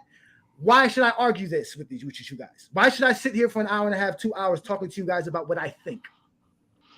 I mean, that's what we're doing in general, though. No. That's not what we do here. We talk basketball here. So we have to talk stats, accolades, achievements. And we like scoring titles, but we also like blocking titles. We like rebounding titles. We like steals titles. But we like assist titles. So Michael Jordan has 10 scoring titles, which is great as a scoring champ, as a shooting guard. Wilt Chamberlain has 11 rebounding titles. That to me is more valuable than Michael Jordan's 10 scoring titles because he has 11 of them. Because they're all the same. They all, to me, they weigh the same. Scoring and rebounding, blocking, all that is all a part of the game of basketball. A scorer is usually somebody who takes the most shots. Yeah, so but think about what you just said. Think about what you just said. And this is why I'm going to. I just want to break it down real quick. So you said that the rebounding title weighs. You said they're the same, basically, right? No, but because he has 11, I value that more than the 10. Okay, so but the difference is that's all Wilt did. Like not Wilt, Bill. He had that's Wilt. That's what Wilt did. Wilt has 11 rebounding titles. Okay. Well, and 7 scoring titles. And so 7 scoring titles. Yeah, so let me see. He led the league in rebounding and scoring, I think, like 6 times together. Michael, but he's a center, so you would expect him to grab more rebounds than a guy like Michael Jordan. And Jordan's a shooting guard, so you expect him to score more than anybody else on the basketball court. Not necessarily, because that's what shooting guards do. Listen, it was a big man's league, so the league ran through big men. That's facts. But shooting guards were the scorers of the perimeter. That's who scored in the perimeter. You didn't shoot with your point. But the league, but the league itself catered to the big guy. Offenses ran in his era. I agree with you. Yes, I do. When Jordan retired, it was David Robinson and Shaquille O'Neal that won the scoring title. Both are in their era. Y'all right. I got a question for B. Lee, because B. Lee, you said LeBron's the greatest in your opinion. LeBron's the greatest scorer because he has the total points of all time. So, who is the greatest shot blocker of all time? Who is the greatest shot? I can tell you who's the top of the list, but I want to hear who you, or you want me to tell you the top of the list first, and if they agree with your answer, who got the most blocks? I know who's at the top of the list, but personally, I think it's between Bill and Wilt. But Hakeem is probably the greatest. Because it's Tim Duncan. Tim Duncan got the most blocks of all time. So should he be the greatest shot blocker? Because they didn't count Tim Duncan doesn't have the most blocks of all time. Who got yes, he do. Hakeem Olajuwon. It's Eaton, ain't it? Is it Hakeem Olajuwon? No, Eaton got the average. I'm saying most total blocks is Tim Duncan at 568. No, that's in the playoffs. That's in the playoffs. No, that's Hakeem. You sure? He has the most. That's in the playoffs. That's in the playoffs. Okay, he has the most. Yeah, so wait, well, Mark Eaton then, whatever his name. the most rebounds and not rebounds, blocks. Most blocks in regular season. Okay, Hakeem. So is Hakeem the greatest shot blocker? It's Hakeem. So is Hakeem the greatest shot blocker to you? He's the greatest since Bill and Wilt because they couldn't add those in when they played. But if you take Hakeem them, is. If you take them out, yes, it's Hakeem. Okay. As long as Elijah's consistent, I don't have no problem. Okay. Like I said, everything is definitely as long as everybody's consistent on what they play. Yeah. So just like I was saying, like how averages are valued more, so that makes Jordan the greatest of all time and LeBron the third. So we have to add Wilt in as number 2 if we're going by averages. Mm-hmm. So, and just a yes or no, is this list right here, which weighs everything the same? Mm-hmm. Do you prefer this that weighs everything the same, or the ones that weighs averages as the most? Which one? Just going on the list. Which one you think weighs more? Let me see how the list look again. Go back to the first one. All right. Again. So this is the one with the averages. Mm-hmm. This is the one with the averages, and the other one is with LeBron as number 1. If we weigh everything the same, so which one would you guys prefer? Just thinking about which one holds more weight.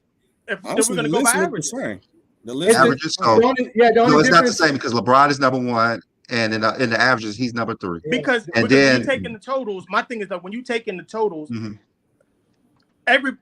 everybody's careers aren't as long as other people's careers. True. So the totals, some people's totals are going to be less. Okay, true. Yeah, but that list he just gave you equalized points per game and the longevity. So that's how come Michael Jordan could be ahead of Kareem, because the longevity does not doesn't give it an advantage over every other player. But so this gives it advantage over points per game. So you guys would say that this is more accurate than weighting everything the same, basically. I wouldn't necessarily say that, because it's a flaw in both of them. Because for me, when it comes to totals, like you said, totals depends on how long you play, which is a plus for you. But when it also comes to averages, like I said, it does impact of winning. We're just talking about scoring. We're not talking about titles or anything. We're just talking about scoring. Yes, that your averages. If your averages is high, but like Wilt Chamberlain, majority of the time he's averaging 50, he doesn't win. So that him averaging 50 points don't mean nothing. I'm going to take LeBron averaging 27. What winning did Carmelo have to be top 5? I know, we're just talking about scoring. You keep adding winning in. You have Carmelo Anthony in your top 5 list. What has Carmelo? So then that means winning is not as important as versatility. It's not important at all to you. How does your list? Oh, okay. All right, Ralph. Which list is more accurate? Weighting everything the same or weighting averages more? I mean, honestly, I value everything the same, but I also count everything. I do like I told you. I put in the scoring titles because that's what you achieve each season. So I value that as well. Okay, so still, would you value averages more than totals? I wouldn't. I will value it equally. So you value them the same, basically. Yeah. The same. Okay, Craig, what about you?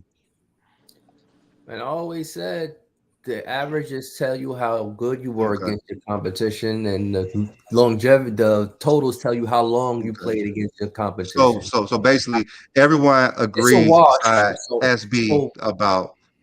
So averaging 30 for 15 seasons is the same, is just as good as averaging 27 for 20 seasons. One was great for his whole career, and one was mediocre for a longer career, So it's equal out to me.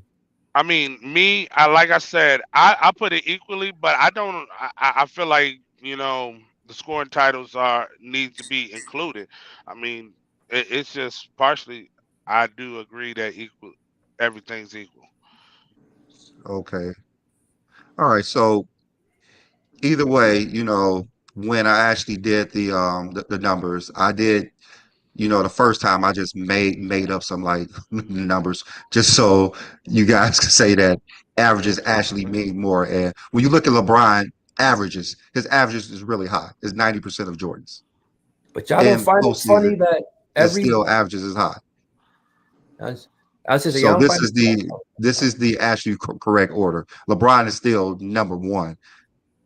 Even if you include averages weighing more, LeBron's still going to be number 1. Wilt's going to be number 3. So you could weight averages more, and LeBron still will come out ahead, because when you put LeBron on the court, he's going to score in every facet of the game. I know you guys think that he can't shoot for some odd reason, but if you look at the numbers, he scores in every facet of the game. Just like you bring the ball up, LeBron is going to be more efficiently scoring, bringing the ball up.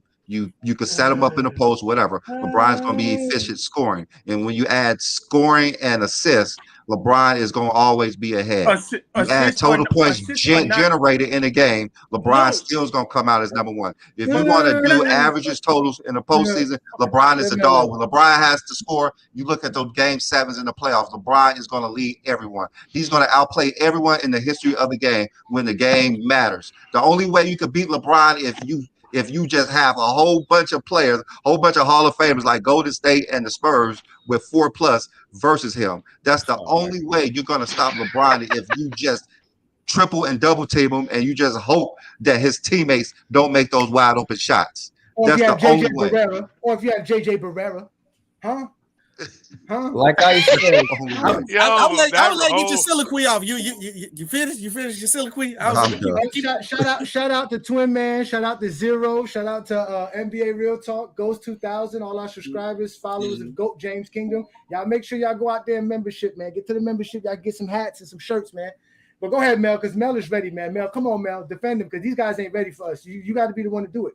All right. I just want to, because you brought up assists, right? Mm-hmm. When you was talking about with scoring. I just want to know, where do y'all draw the line? Because when you talk about championships, y'all say that's a team accomplishment, correct? Yeah, of course it is. So isn't the assist a team accomplishment?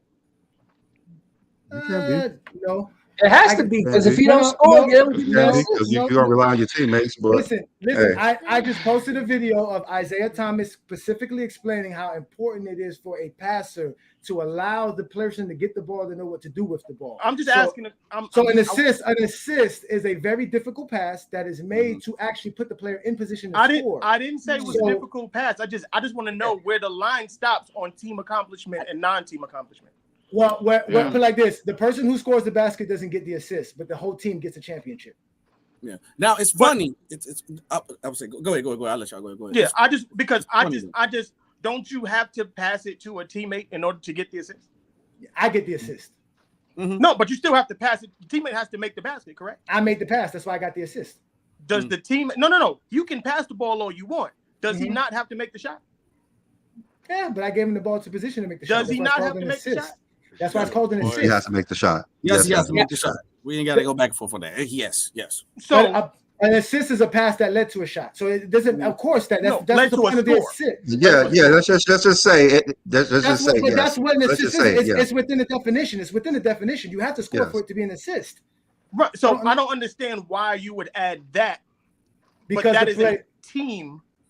Because the team gets the trophy and rings, the whole entire team. The guy who don't play a minute, who doesn't contribute at all in an actual game, who sits on the sideline when there's warm-ups, who doesn't even dress, gets a ring. That's why. That's a team accomplishment. The guy who scored the basket doesn't get an assist. No, doesn't get an assist. He gets a ring. Eddie Curry gets a ring. If you're playing 2-on-2. Bro, you be killing me with these memes you be making. Eddie Curry gets a ring.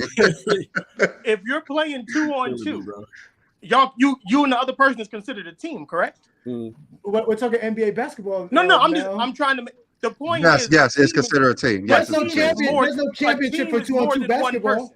There's no team. Let's just let them talk. Let's let them talk. Go ahead. Yes, it's a team. A team is more than one person. So if we're going to find out how an individual person can impact a game, then you have to look at the things that person does individually, separate from combining someone else. So scoring would be a very good indicator of what that person does by themselves. Okay, and you're saying assists don't? Assists don't, because you need someone else to do that. Okay, so you're just going to discredit Magic Johnson and John Stockton's whole career because they were scorers? Because we're talking about scorers right now. We're not talking about. You can discredit Karl Malone, because this is my point I was making. I was letting y'all do y'all thing. Because you asked who stopped Karl Malone. Karl Malone not even a point guard, and I'm looking at it, I have to make sure. I'm like, wait a minute, I think Karl Malone is top on the turnover list for a reason. So honestly, you asked who stopped it, he was stopping himself, and those turnovers was part of the reason why they was losing at that point of time. So he come with great score, because I don't know why you added all this stuff to, man. I literally said versatility and impact on scoring. Point blank period. The reason why Melo is in the conversation, because you said Melo is not a winner. Melo can score at every level since he came into the league and impacted winning, because he took a team from his rookie year, who was in the lottery, to the playoffs because his impact and ability to score the ball. And in the Western Conference, he stayed competitive when you had to win 50+ games. That's because his impact on scoring. Because Carmelo has more success in winning than Carmelo Anthony. Carmelo, no, how come? How because he went to the finals? He made it further in the playoffs than Carmelo Anthony multiple times. So he's more stuff because he went to the finals. Kobe. No, in the playoffs he won more playoff games. You see how you say he won more, but you don't say the team won more? We're talking about these two players. Come on. No, I'm saying so. He's okay. So, he's talking about winning because he's winning. Okay, so you say he feel like he was winning because he advanced more. So now you just went to totals, right? You went to totals for turnovers, right? Yes, Carmelo is top 5 in turnovers, but him and Kobe Bryant averaged 3 turnovers per game. Yeah. 3.1 for Carl and 3.1 for Kobe. And Kobe actually facilitates and has the ball more in his hands. I'm and glad. I'm glad he turns. you said So that. he does turn over the ball at a high efficiency rate because he's turning over the ball a lot. He shoots worse than Karl Malone and averages less than Karl Malone. But you're going to bring up the turnovers to the scoring, but we can't bring up assists and scoring. Johnny, what's the first thing you said? I didn't bring up Kobe. I never brought that up. You brought Kobe up because Kobe brings the ball up. This is a team participation now. He don't even facilitate and bring the ball up. They get the ball. SB and Mel, I'm gonna tell you the same thing I tell every Jordan fan that shows up here. You got to take one for the team. So SB's taking one for you, Mel, and Mel, you taking one for SB. That's how it works around here. I'm just going out here. I'm not a Jordan fan. Don't put me in that category. Our logic is the total points per game. Because let me give you this, right? Mel asked about if you're going to get somebody to score, who would you think is going to score the most points? I'll tell you this. If you both give Michael Jordan and LeBron James 23 shots in the game, LeBron James is going to score more points. In the playoffs, if you both give Michael Jordan and LeBron 25 shots per game, LeBron James is going to score more than Michael Jordan. But I'm going to ask you this, and I asked Craig this before. I don't deal in hypotheticals, bro. No, but you asked. You did. You asked who scored. You just asked. I'm not mad at you for saying that. That's believable. Okay, you don't do a hypothetical because I'm gonna ask you this: did Michael Jordan score 30 points in every game he played? No. So that means Michael Jordan's not scoring 30 points per game. That's an average from his total games played and his total points scored. So did LeBron average 27 points in every game that he played? No, of course. That's why we don't do points per game averages. So we keep telling you guys. No, that's why totals matters more. No, but it's a. But that's why totals matters more because legitimately LeBron James. Let me tell you why. Because LeBron James legitimately scored 38,450 points. Okay. But he played 20 seasons to get it. No, Michael Jordan legitimately scored 32,290 in 15 seasons. And then hold on, I'm glad because the last time I was over here, your boy Lee Lee over here made a whole list of project what was Jordan average if he could play his career. Today we agreed that tell him. If he would have played 20 years, he would have led the all-time leading points. So y'all even agreed to he would have had over 40,000 points. And I can say the same thing. He played 20 years. And we would have said, and we would say here right now, he's the greatest scorer of all time. He's the greatest scorer of all time. No, but look at what you points. Listen to what you guys said. And you guys would agree with us because you cannot make 28 points per game better than 30 points per game because we told you Michael Jordan would average 28 points per game for his career, but he would be he would be less than Wilt Chamberlain at 30, and you guys would not be using points per game to say Michael Jordan's the greatest scorer. You would say the totals because he has 40,000. I just told you. I don't. You keep saying y'all keep using averages. We're Take just one talking for the about team. this. We're talking about this specific thing right now. Take one for the team. Take one for the team. Take one for the team. You just talking I about always team. told you no. You not gonna know what to do, my dude. I don't know what you're talking about. I said you look at who can score on all three levels and at the free throw line is how I break up who's a better scorer. Okay, so is Michael Jordan a better mid-range shooter than Kevin Durant? Yes. No, he's not. Is Michael Jordan better? Is Michael Jordan a better free throw shooter than Kevin Durant? Nope. Is Michael Jordan a better three-point shooter than Kevin Durant? Nope. So how do you have Michael Jordan as far as versatility or ability above Kevin Durant? Because he scored more points Per game. Because when you put all of those together, okay, now we have the scored formula. more points. There goes the formula. There goes the equation. There goes the Einstein calculus equation. That's not Einstein. What are you talking about? Because you just said the versatility, because you have Jordan's versatility over LeBron. That's why he's over LeBron. Now Kevin Durant's more versatile, and now it's like, no, we got to use the whole. You said he was better. I didn't say he was better. You said that bullshit, not me. Huh? No, I'm telling you that. When I said he wasn't, you told me no. Kevin Durant's mid-range jumper is higher and percentage-wise better than Michael Jordan. There you go. You keep doing all of that. So then why? What numbers? You can't use facts. Well. To be fair about Jordan, we don't have those mid-range numbers.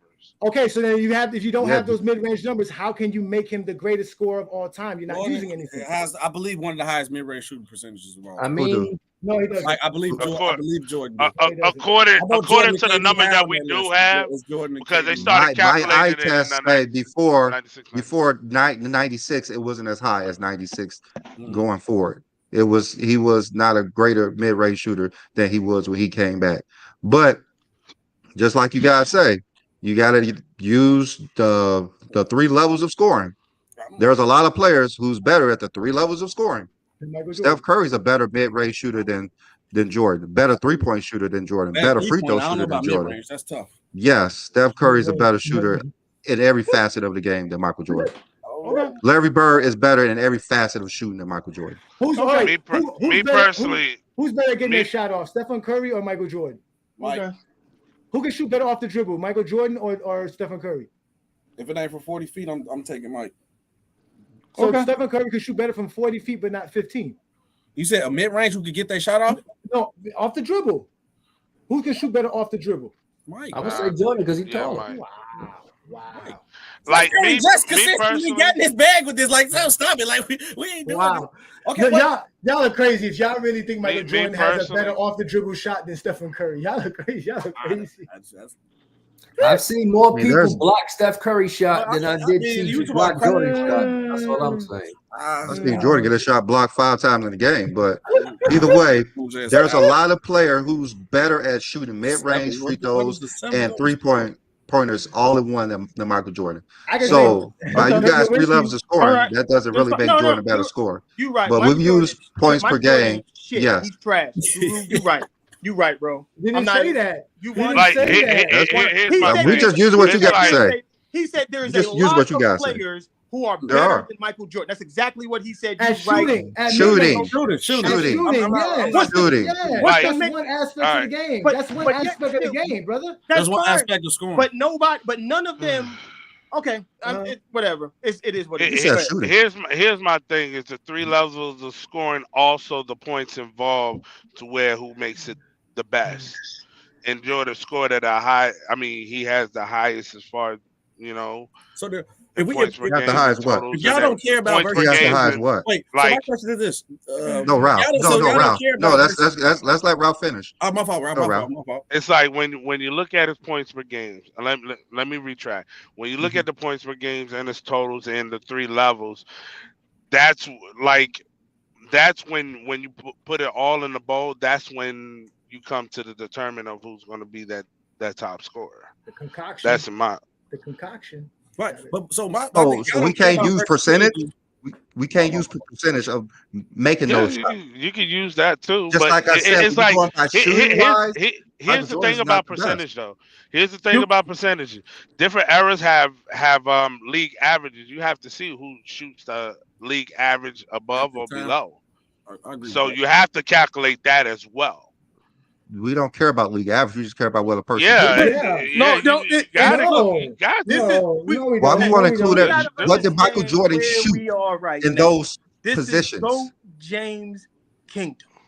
There is nothing anybody is going to say in here that is going to change neither one of these dudes' minds. No. We're not trying to change minds. We're not saying LeBron the greatest shooter. We're changing narratives because our job here is to expose the fact that you guys are really biased. You guys are really biased, and your biases you want to stay with facts. Everybody's biased.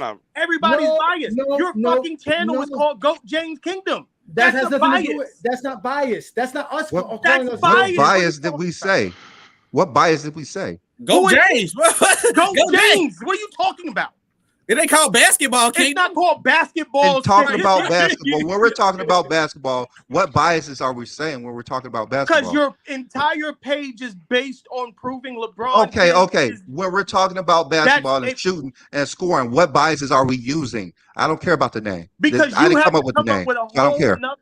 So it's your fault. It's your fault. So it's your fault. Listen, to prove it. Oh no, Brandon and I are. I didn't prove it. Based off of this. Based off Mel, stop. Mel, stop. Because you guys just let Mel finish the question. No, because they keep saying stuff that's a lie. It's not. Listen, Brandon and I are basketball fans that appreciate LeBron James' game. We cannot appreciate LeBron James' game because you guys use false narratives to say why LeBron James is not a great basketball player. And this is why the show exists because I him number 2. No, because putting him number 2 is still based on your biases because the reason you have Jordan number 1, it has nothing to do with basketball. You guys don't use basketball terminology, basketball actual facts and accolades and achievements to make Michael Jordan the GOAT. I literally just did. GOAT. He's not the GOAT because of stats. He's not the GOAT because of accolades. No, it's not opinion. Listen to me. Okay, you want to use a record book available for all of this stuff. Michael Jordan does not have the most accolades. He doesn't have the most points. Yes, he doesn't have none of this. Oh my God. Can I ask you a question? Go ahead, Mel. Based off that, who has the highest player efficiency rating in basketball history? Michael Jordan. Okay. Who has the highest scoring percentage in basketball history? Points per game? Michael Jordan. Okay, Michael Jordan. Okay. So we established those two things. Mm-hmm. When we go to individual accolades, because you want to use statistics, accolades, and team accomplishments, right? Mm-hmm. Okay. When you're comparing, because we're going to stick to LeBron and Michael Jordan. Mm-hmm. Who has more individual awards, Michael Jordan or LeBron James? LeBron James. No, he does not. Yes, he does. No, he doesn't. He has more individual awards. I saw your He has more list. individual awards. He has more individual awards. NBA awards, LeBron James. Next. No, what awards? Please tell me. Please don't say Player of the Week. No, because he got players That's of the an week. NBA award. That's an NBA award. Next. No, Next. he played longer than players of the week. No, he has more awards. NBA awards. Next. How many times has LeBron James led the league in a statistical category? Like once or twice. Well, 2 times. Twice. How many times has Michael Jordan led the league in a statistical category? 13. As a team accomplishment, how many times? What records does LeBron James teams own more than Michael Jordan's teams? 10 finals appearances with 10 conference titles. No. I see. Those are separate teams. But if you want to add that shit, okay, fool. We'll add that up. We'll add them all up because now you're breaking up the Miami Heat team. You're breaking up the Cavs team. So that's fine. You want to do that? Okay, no. Let's stick to Jordan and LeBron. We don't want to hear about Scottie Pippen. That's what I'm doing. We don't want to hear about Pippen. Come on, let's stick to Michael Jordan, LeBron. Who brought up Scottie Pippen? I bring up Scottie Pippen. You talking about his titles? Let's keep it with Michael and LeBron. No, let's keep it with Michael and LeBron. You said stats, accolades, and achievements, correct? Mm-hmm. Mm-hmm. Yes. So isn't playoff victories and championships part of that? Who has most playoff victories in NBA history? I'm getting there. No, say it. We answered your question. Who has the most playoff wins in NBA history? LeBron has more. Okay, thank you. We'll continue. Okay, who has more losses in the finals? LeBron. Okay, who has more wins in the finals? Jordan. Total or just total? Who has more wins? No, Jordan and the Bulls have more wins than LeBron by himself. Yes. Jordan and the Bulls have more wins than LeBron by himself. Why is it LeBron by himself? Okay, I'm agreeing with you. But because LeBron played on multiple teams. Because LeBron played on multiple teams. No, but go we're next. talking about his. But when you brought up the 10 trips to the finals, I said I'll let that rock out because I'm not going to divide the team. Okay, we agree with you next. We agree with you next. No, I think. Hold on, wait. Before you keep going, I think LeBron has more finals wins totally. No, he doesn't. He does not. Nope. He's been there more too. That's the crazy part about that. Who has the highest score? Who has the better scoring average in the finals? Well, he did get swept. Averages probably Jordan. I'm pretty sure it's Jordan. Jordan has the highest average in the finals in LeBron. Continue. And the playoffs, correct? And the playoffs. Continue. Yeah. Okay. So when we add up all of the stuff that you said, points, I mean the statistical stuff, the accolades, the team accomplishments. Can I add in stuff for LeBron because it's gonna like triple Jordan. Hold on, wait. Before you do that, everything you just did, Mel, made Michael Jordan better than LeBron, but doesn't make Michael Jordan your GOAT. Go ahead, Brandon. No, but this is better than we're talking about LeBron and Jordan. Y'all doing stats accolades like this, so what Kareem? I mean, like if we're gonna just name off what Trump's Kareem's as well. Again, I said, where is Kareem? Is he top 5? Conversation. Yes, and our LeBron is he top 3? I mean, is he? And our objective list, Kareem Abdul-Jabbar actually fell right in front of Michael Jordan.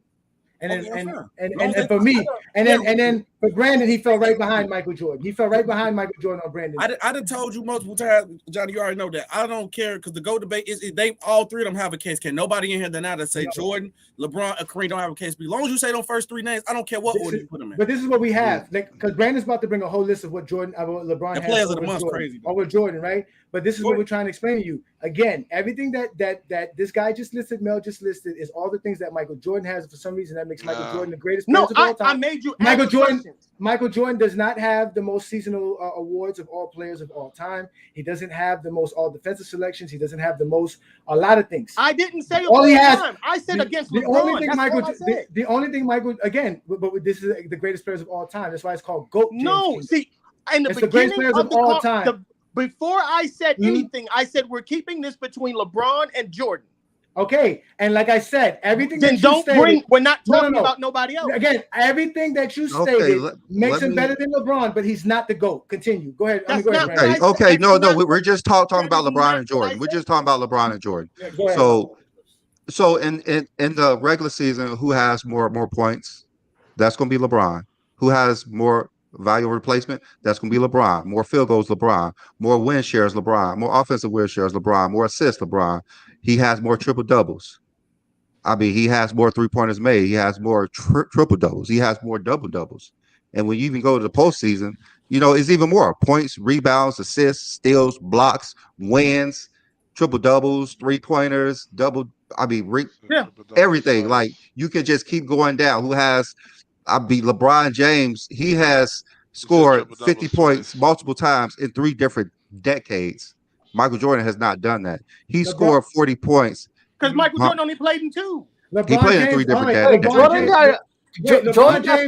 LeBron James averages a double-double in the finals. Jordan doesn't. Continue, Brandon. And if you like Michael Jordan, he really only won with Pippen. He played 5 seasons without Pippen. But LeBron James had 50+ win seasons without AD, Kyrie, and Wade. LeBron 5% of the league without AD, Kyrie, and Wade. LeBron has 50. He got 5 50+ win seasons. Michael Jordan, all 5 of those seasons is under 500. Under 500. LeBron don't average a double-double in the playoffs. I said in the finals. In the finals. Oh, yes, because he brought who averaged the most points in the finals. LeBron James has more All NBA first teams and more All NBA teams in general. He has more All Stars appearances. He has 30,000 points, 10,000 rebounds, 10,000 assists. LeBron James has won with every team as the Finals MVP in every uniform he put on. We can't say that about Michael Jordan. That's not a one. Hold on, man. Before you go, man. You go. I know you hold on, man. Let me say one thing before you go. I know you're trying to cook. 80% of everything you said was about him playing. That's longevity. That's 1. 2, you cannot knock a player for staying with his team because during the era time, players stay. He played with a different team. Wait. I'll let you cook. I ain't say nothing. It's harder to win with the same team and people know how you play than you going to a different team, changing your schemes and playing with different players. So it's easier to actually win. But don't get me wrong, it's hard to win regardless. But to stay with the same team and people know how you run your system, it will be harder to win. Why you think the Warriors can keep doing it? It's easier because you have a foundation set. You have a foundation set. That's easier. Huh? No, it's yes, not. It is. And then also it's not. Once again, you giving LeBron credit for how the era is today, that player mobility. And that's it. You can't say, oh yeah, he won with 3 different teams. Everybody was moving around. You can't say I'm gonna knock him for staying with his team. But who else won 3 Finals MVPs on 3 different teams? That's. I'm not saying it's a bad thing, but I'm saying you can't knock Jordan and say, look, Jordan didn't win with 3 different teams. They didn't move around. He didn't win. I said every team he played for. I said every team he played for. We're not knocking Jordan. Did. You said Jordan didn't do that. He didn't do it. Every team he played for. That's what Mel just did. Mel went through a whole list of stuff that Jordan. The player mobility. Mel just went through a whole list of stuff that Jordan did that LeBron didn't do, and y'all didn't say nothing. Now we showing you stuff that LeBron did. Now we can't do that. That's what I'm saying. This is why y'all are so biased because y'all cannot. I'm biased, brother. Because we're using the things that because we're using the things LeBron has over Jordan. So but you're using because he played longer. We can name stuff that LeBron can still do. We're not going to do that. It's not because he played longer. No, I said LeBron James has had multiple 50-point games in 3 different decades. Michael Jordan played in 3 different decades. Well, no, Mike. No, if I'm correct, in the 80s, he did do that. Yeah. Mike scored 50. He did do that when? Multiple 50-point games in the 80s, the 90s, and he did it. He had 150-point games in the 2000s. He didn't do multiple. I didn't hear the multiple part. All right, hold on, wait. For the 15 seasons played, LeBron James, okay, average more rebounds, average more assists, has more rebounds, more assists. In the playoffs, same thing. Average more rebounds, average more assists. But again, when it comes to the totals, he has more points in the playoffs, more rebounds in the playoffs, more assists in the playoffs, more steals in the playoffs, more blocks in the playoffs. But that's in 15 seasons. That's also he shoots better than Michael Jordan in that era. He also has more All NBAs than Jordan in 15 seasons. But he also has more. What's it called? I'm finished, man. He has more All-Star games than Michael Jordan in 15 seasons. So these are the things that he did with just 15 seasons. So even when we cut LeBron's 4 extra seasons, or the 5th one coming up this year, LeBron James still trumps him on most of these categories. He still like how you use playoff points, not season points. So I didn't use season that's points. Not most. No, he can't say LeBron has but he saying facts point. I'm not mad at that. LeBron has more playoff points than Jordan in 15 seasons. Jordan averaged more in 15 seasons. Right, but in those 15, but then, like I said, nothing what you said. I'm not going to refute anything that you just said. I'm not going to do any of that. All I'm going to ask you is, like, even with all of those things, or everything you just mentioned in those 15 years, did he accomplish more than Michael Jordan? Yes, I just said he did. He just accomplished more than Michael Jordan. Oh, is that really? I mean, so you're talking about awards. Even in awards, he got more awards in 15 seasons. Even if we go by the awards, for the 15 season, Michael Jordan does not have more awards than LeBron James. LeBron James has much more awards than Michael Jordan. Don't go in those awards. 15 on those 15 years. How many MVPs did LeBron win over that time? He only has 3 MVPs. No, 4 MVPs. I'm sorry. How many did Michael Jordan win over that time? He won 6. Okay. 5 regular season MVPs. 5 MVPs. So over that time, it proved that Michael Jordan was the best player in the league more times than LeBron. Okay, and when we do that with Kareem, that means Kareem is better than Jordan. Are you going to accept that? Look, you keep bringing other people into the conversation. I keep trying to tell you, because LeBron and Michael Jordan. Your criteria cannot be based on just Michael Jordan and LeBron. And Michael Jordan. You said the greatest. Okay. He agrees that, but you're saying overall Kareem's better as a career. That's basically what Johnny's saying. Yes. So no, okay then. All right then. That's what you're saying doesn't matter. Why can't y'all just stick to one freaking? Because it doesn't matter. You don't spread it across the board. If it doesn't apply to Kareem and Jordan, why does it apply to LeBron and Jordan? Because we're talking about LeBron and Jordan right now. You're do something. It's an edge of MVPs, yes, but not career-wise. So you're not going to use MVPs for Kareem and Jordan? You're not going to use. You're not comparing those two. That's what he's saying. Are you going to use MVPs for Kareem and Jordan? You should. Yeah. I don't see why not. If you compare the two, So if you do that, then he's going to be better than Jordan. Just same way you. No, he's not. LeBron. Yes, he is. No, you're not. Oh my God! The same thing that you're using to make LeBron better than LeBron will make Kareem better than Jordan. Then here we go. Who has more Finals MVPs, Kareem or Michael Jordan? Who has more Finals MVPs, Kareem or Jordan? See, now there you go. Now you're going to go to Finals MVP. No, because now you want to bring everything into the equation. We're going to bring it all into the equation. And if we bring everything, LeBron is the best. That's what we keep trying to tell you. But now here you go. Bro, everything that you're talking, you move the goalpost every single time. No, I'm trying to stay in one lane, and then you bring another car into the lane. You guys, because it's not a one lane, it's not a one-way highway. It is a 6-lane highway, my friend, and I can go in any lane I want to because LeBron fits in any lane. Your man only fits in one lane. Then just stick with LeBron. If LeBron fits in every lane, why are you bringing Kareem? Because Kareem has more MVPs than LeBron. I mean, than Michael Jordan and LeBron. No, but that's not what that's your criteria. That's your criteria. LeBron fits in every fucking lane, my dude. You don't need to bring Kareem. Okay, no, that's what I'm trying to explain to you. Doesn't matter. Then don't bring Kareem in this. Okay, so I just told you, LeBron did more than Jordan. Why don't you accept that with everything? Because he didn't do more than Jordan. Yes, he did with everything he did.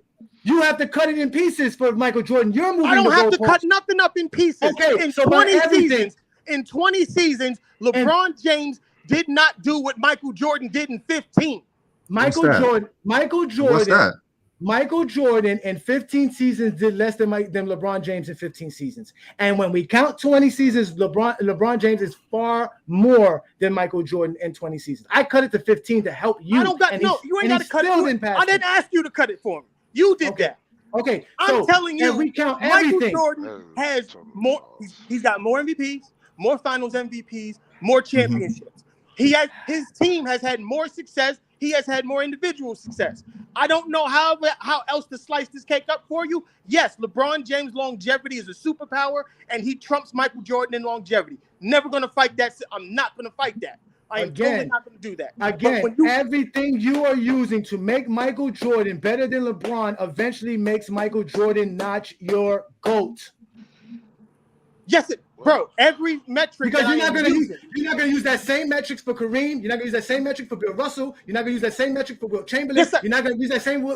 Yes, I can. But I can do it. Yes, I can. Yes, I can. Because for every rebound title that Russell has, he doesn't have the team accomplishments and championships that Jordan has. For the championship, he got 5 more titles. For the championship, he has 11 all NBAs. The individual accolades Jordan has.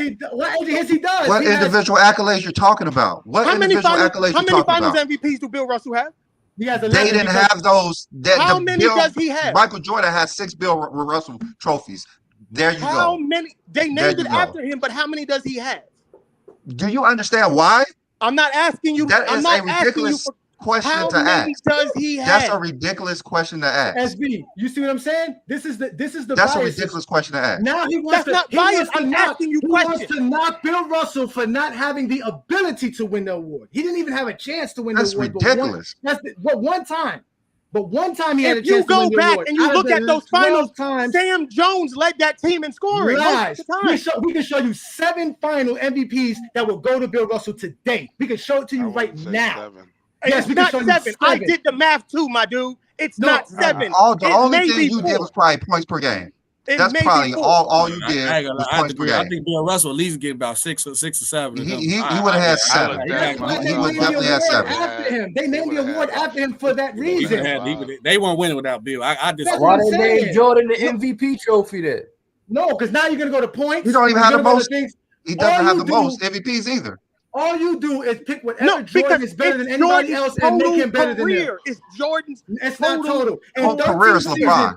In 13 seasons, Bill Russell has done more than Michael Jordan in 13 seasons than Michael Jordan has, or in 15 seasons Jordan has. He's done more. His 22 rebounds per game are just as good as 30 points per game. He has 11 All-NBAs. He would have 11 all-defensive selections if it was up to the NBA. He would have all of these things. He would have 5. He has 5 MVPs. He has 11 championships. So we can say he would have this much if the NBA had it. So what if the NBA would have had the same amount of playoff series when Jordan? You think he would have won championships if you only had to win 2 rounds? No, because when he was less rounds, he was losing. I mean, he was still losing. Yeah. Like, you're gonna lose. You lose. Yeah. All of a sudden, you gonna win when you lose. I'm just saying, less. But you gonna win when you lose. I don't care how you slice. You lost. Come on, man. Bill Russell has 11 championships. How are you trumping 5 more championships? Yeah, what are you using? I'm not saying Jordan is greater than LeBron because of title. How's he greater than Bill Russell? Because I don't understand. Because of course you don't. Because you're not going to. I said their entire careers. What Michael Jordan did. Everything. LeBron James' entire career is better than Jordan's. Say it again. LeBron James' entire career is better than Jordan's. What you talking about? How is LeBron James' total career is not? How? If you're talking statistically, of course it is. He played longer. Yes. But if you're going to do it by that metric that everybody else fucking uses. What's that? No, it's not everybody else. That's What's Michael that? Jordan. No. What is that metric? No, it's Michael Jordan fans metrics. Who was proven to be the best player in the league more than LeBron. How? Who has more MVPs? So now we're going back to what Jordan doesn't have more than anybody else. That's what we're saying. Listen, but LeBron James had more MVPs than anybody since he came into the league. Who? So You're saying that LeBron James had a better career than Michael Jordan's, and I'm trying to figure out how. When Michael Jordan has more individual MVPs, Finals MVPs, in his era, League MVP, in his era. All you can do is play in your era, though. Yes, in his era. LeBron has the same thing in his era. But does he have more than Michael Jordan? So then, like okay, I no. said, in his era. Let's keep it a stat. All right, fine. Okay, Let's do it by he era. has another Let's keep it a MVP. stat. Let's He keep it a has stat. more MVPs. I'm gonna keep LeBron it James have more All NBA I first mean, team. he's the all-time leader scorer because he played in his era. This I mean, is how fine. that No, this is fine. If you want to keep it to their eras, who dominated their era more? LeBron Jordan? James. He How has when more he doesn't? in his How era. when he doesn't even have the most championships in that era? Who has No, more he titles than LeBron in his era? He's Curry got the same amount as Steph Curry and the Golden State Warriors, and they beat him 3 times to get him. It's for the most. Who has more than LeBron in his era? It's for the most. You can't say that about Jordan. That's like saying Scottie Pippen and Michael Jordan are equal. Name a team Michael Jordan and Scottie Pippen are not during equals. Jordan's era that has as many or more championships than the Bulls. That's a fact. Like I said, Michael Jordan and Scottie Name Pippen a are team not that has equals. as many championships or as many Nobody, as the just Bulls like with Michael LeBron. Jordan. Nobody has more than 4 than So LeBron. Michael Nobody Jordan's has more than team 6. and Michael Jordan dominated their era, correct? He said equal or more. He didn't just say more. Well, Scottie Pippen has 6 as well. I said name a team. So if you're saying Scottie Pippen and Michael Jordan are the same player, He said a team. He said the team. No, Scottie Pippen has 6. He Are said you a saying team. Michael Jordan and Scottie Pippen are the same player? If They accomplish the same thing. You're ignoring. He said No, if you cannot say Scottie Pippen has 6 too. Scottie Pippen has 6 too. And Scottie Pippen led in more categories than Jordan. So you cannot disqualify. You have to say that Scottie Pippen talking about. It's the same. If you go back, I want you to go back and you do your homework. The 9 years that Michael Jordan and Scottie We're talking Pippen about titles. together. We're talking about when they won those titles. We're not talking about when they lost. No. We're talking about when they won. The 6 seasons that Michael Jordan and Scottie Pippen won championships, they literally split it down the middle on who led the team in points, rebounds, and assists. Nice. Like I said, in the playoffs, Scottie Pippen and that's only has the rebounds and the assist part. Because the 6 title runs, Scottie Pippen led the Bulls in everything but points. Yeah. So if you're saying that LeBron clearly outplayed Steph Curry every series. You see how you're doing averages now, but you don't want to use totals now? Totals. They played the same amount of games. They played the same amount of games. So it doesn't matter. They play the he same got more amount of totals games. as well. They play the same amount of games. He averages no, they more didn't play the rebounds. same amount of games. How did they play the same amount of games? Those 6 finals appearances. Listen to what I'm telling you. The finals. The 6 finals runs. The playoffs. Runs. The finals runs. The 6 finals runs. Scottie Pippen led the Bulls in rebounds, assists, blocks, and steals. That means he led them in totals and points and per game averages because they played the same amount of games within those same 6 playoffs. You can go look it up. You really want to die on that hill? I got it. If you want to, I'm the exposer, and you have now been exposed by the exposer. I have the numbers. Yes, for 1991 playoffs, 92 playoffs, 93 playoffs, 96 playoffs, 97 playoffs, and the 98 playoffs, Scottie Pippen outperformed Jordan in every statistical category outside of shooting percentage and scoring. Okay. I'm not going to argue because the thing is, everything that you did is bullshit. But I'm gonna let you rock on that because if I bring up, it's a fact. It's not a fact, but that's fine. That's a so fact. You're okay. Okay. Did Jordan dominate his era more than Bill Russell? Did Jordan? No, he didn't. Okay, then. So everything that you're trying to use to make Michael Jordan better than LeBron makes him better. Makes him better than LeBron, but doesn't make him the GOAT of all time. You're comparing multiple players to Jordan when it's about MVPs. It's Kareem. Isn't the greatest as everybody? You guys called us biased because our name is GOAT James Kingdom, and we keep responding to you guys and keep telling you the same thing. We have LeBron James objectively as the GOAT because the criteria that we set to even out the whole playing field still makes LeBron James the GOAT. He is the greatest player of all time because he accomplished more than any other player if we go by stats, accolades, and achievements. When he's barely the best player in his own era. Why? Because of 4 championships that Stephen Curry won with 3 other teammates that have the same amount of rings as Stephen Curry? When did the LeBron era start? That's how we could. When did wait. LeBron Wait. LeBron came into the league. He has more titles. No, I'm saying when did nobody LeBron has more titles than LeBron. Nobody has more MVPs than LeBron. Why is Stephen Curry's 2022 championship still LeBron's era? So wouldn't that mean Jordan and LeBron won 4 championships in Stephen Curry's era? Say that again. That's my question. I was literally ask that. If we reverse it, doesn't it mean LeBron won 4 championships in Stephen Curry's era? Because LeBron has 4 championships in Stephen Curry's era, and he got the 4 championships before Curry got the 4. So why is LeBron's 22? Why is LeBron's era 2006 all the way to 2022? Jordan's era was what 9 years? You gave him 9 years. Why is LeBron's era that was so gonna be my long? question. LeBron came in the league in 2003, right? Why is LeBron era twice as long as Jordan? That's what he's saying. Because he played longer. Did he play twice as long as Jordan? He didn't play twice as long as Jordan. He didn't play 30 seasons. I didn't say it was twice as long. I just said he played longer. You gave Jordan 9 seasons. You gave LeBron 18. No, I said no. I said LeBron 19. No, yeah, I said LeBron. I said LeBron's 20 seasons is less than Jordan's 15. I literally said that. No, you said that Stephen Curry's won 4 championships in LeBron's era. What is LeBron's era start and end? That was literally from I said when does LeBron era start? LeBron's era not done. No, he's not in his prime. No, what you mean? His era is done. He's old, bro. It's over with. What are we talking about? It don't matter. Do you want to start the goal? Look what you guys are doing. Was Jordan's era all the way in Washington? Did Jordan's era go to Washington? I say yeah. Me personally. Yeah, I don't. Even if you want to add that, we can add that too. I don't care, bro. I said 15 seasons. I said 15. I think for me, your era really starts when you're the best player in the league. Because I think like when LeBron came in like 03, even he made that finals run, Kobe still was like the best player. I think LeBron maybe started 2010, 2011. And I think it maybe ended. I think the whole 2010. 2005.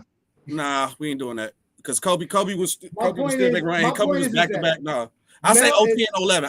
Kobe was back to back what? 11, maybe. Kobe was back to back what? LeBron he went he went to the finals like 3 times. What are we talking about?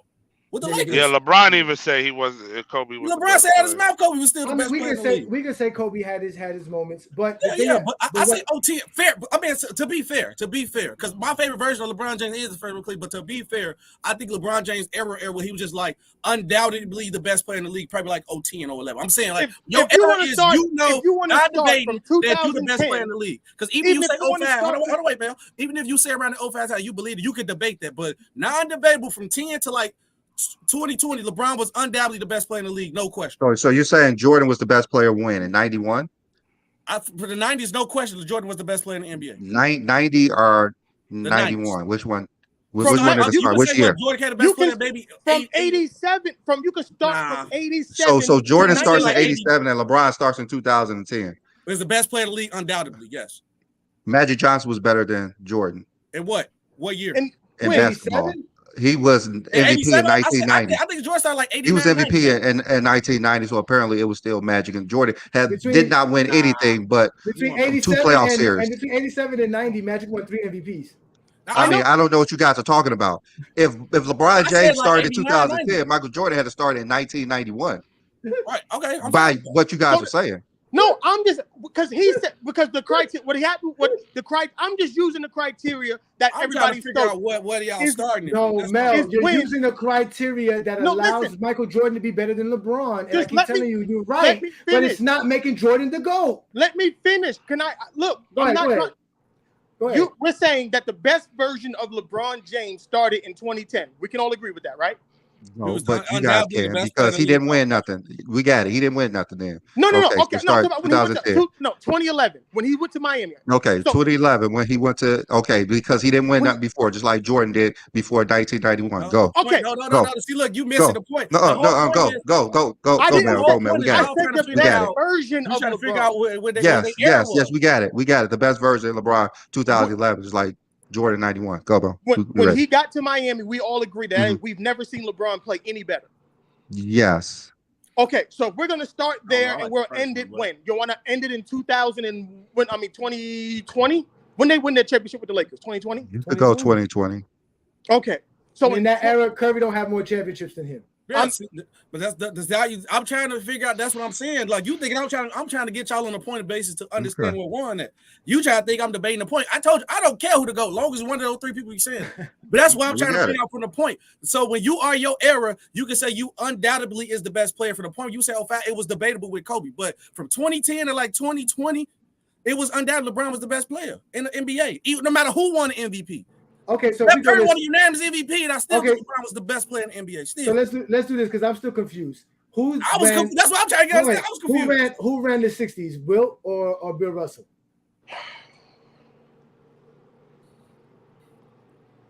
Both. All right. Well, I guess we're not gonna stay on point. All right. Well, no, because Mel, we can't stay on point because your criteria is as flimsy as a vinyl that I have bought for my son. I didn't even get it out yet, motherfucker. How you gonna tell me? I didn't even say nothing yet. You did get it out. You keep saying that Jordan did more and less. In 15 seasons, he did more and less. And we keep telling you, okay, if you want to agree to that factor, that Jordan did more because he has more MVPs, more finals MVPs, and more championships, that we agree with you. That would make him, by that criteria, would make him better than LeBron James. But if we go by those same three factors, it doesn't make him better than anybody else. Because my argument when I came here is about LeBron and Jordan. I'm not talking about nobody else. No, but we don't do that. You're not talking about the greatest of all time. You're just talking about LeBron and Jordan. That's basically what you're saying. The whole point for me coming on the show was the LeBron Jordan stuff. It wasn't. No, it's not the greatest. He doesn't believe Jordan's the greatest. He just believes he's better than LeBron because he doesn't believe there's a such thing as the greatest, right? No, I'm gonna stay laser focused right now. I am a horse at the Kentucky Derby. I got my blinders on.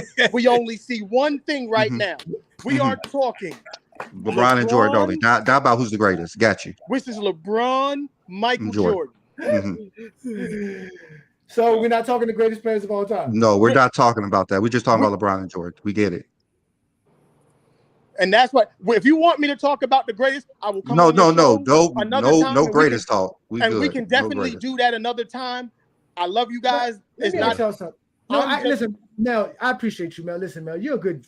Like I said, this is not personal, brother. Trust me, this is not personal. Yeah, no, like I said, I'm just trying to. I like to stay in one seat. Like if we're talking about this, let's just talk about this. And I got you. And that's why, again, this is why Brandon and I came together to do this show, to do this podcast. I am the one who came up with the name for the show because that was my fantasy basketball team, name of my basketball team. That's still my fantasy basketball team name, GOAT James Kingdom. Because I picked LeBron James. Tired of hearing about it. Yeah, but this is what you don't understand is that for us to talk about LeBron being the GOAT and for us to talk about basketball, we have to literally dispel all those narratives that y'all like to do, which is what you're doing right now, saying, hey, we have to stick to LeBron and Jordan. We can't go outside of that because even if we do that, when we try to tell you that LeBron James still did more, you guys tell us no. You guys even shorten it even more because now we can't count Player of the Month, which is an NBA award. You see what I'm saying? We can't count conference titles because that's something you guys don't want to count. Okay, anymore. if that's the case, you can't count stats. Because I just want to stop you right there. Do you want to know why you can't count that? I'm gonna tell you why. Do you know who the only player in NBA history to win Rookie of the Month every single month and not win Rookie of the Year? Carmelo Anthony. Carmelo Anthony. But I don't think there's an award for Rookie of the Month. It is. It's Rookie of the. He won it. There is an accolade. Rookie of the Month is an accolade in the end. It's like Player of the Week.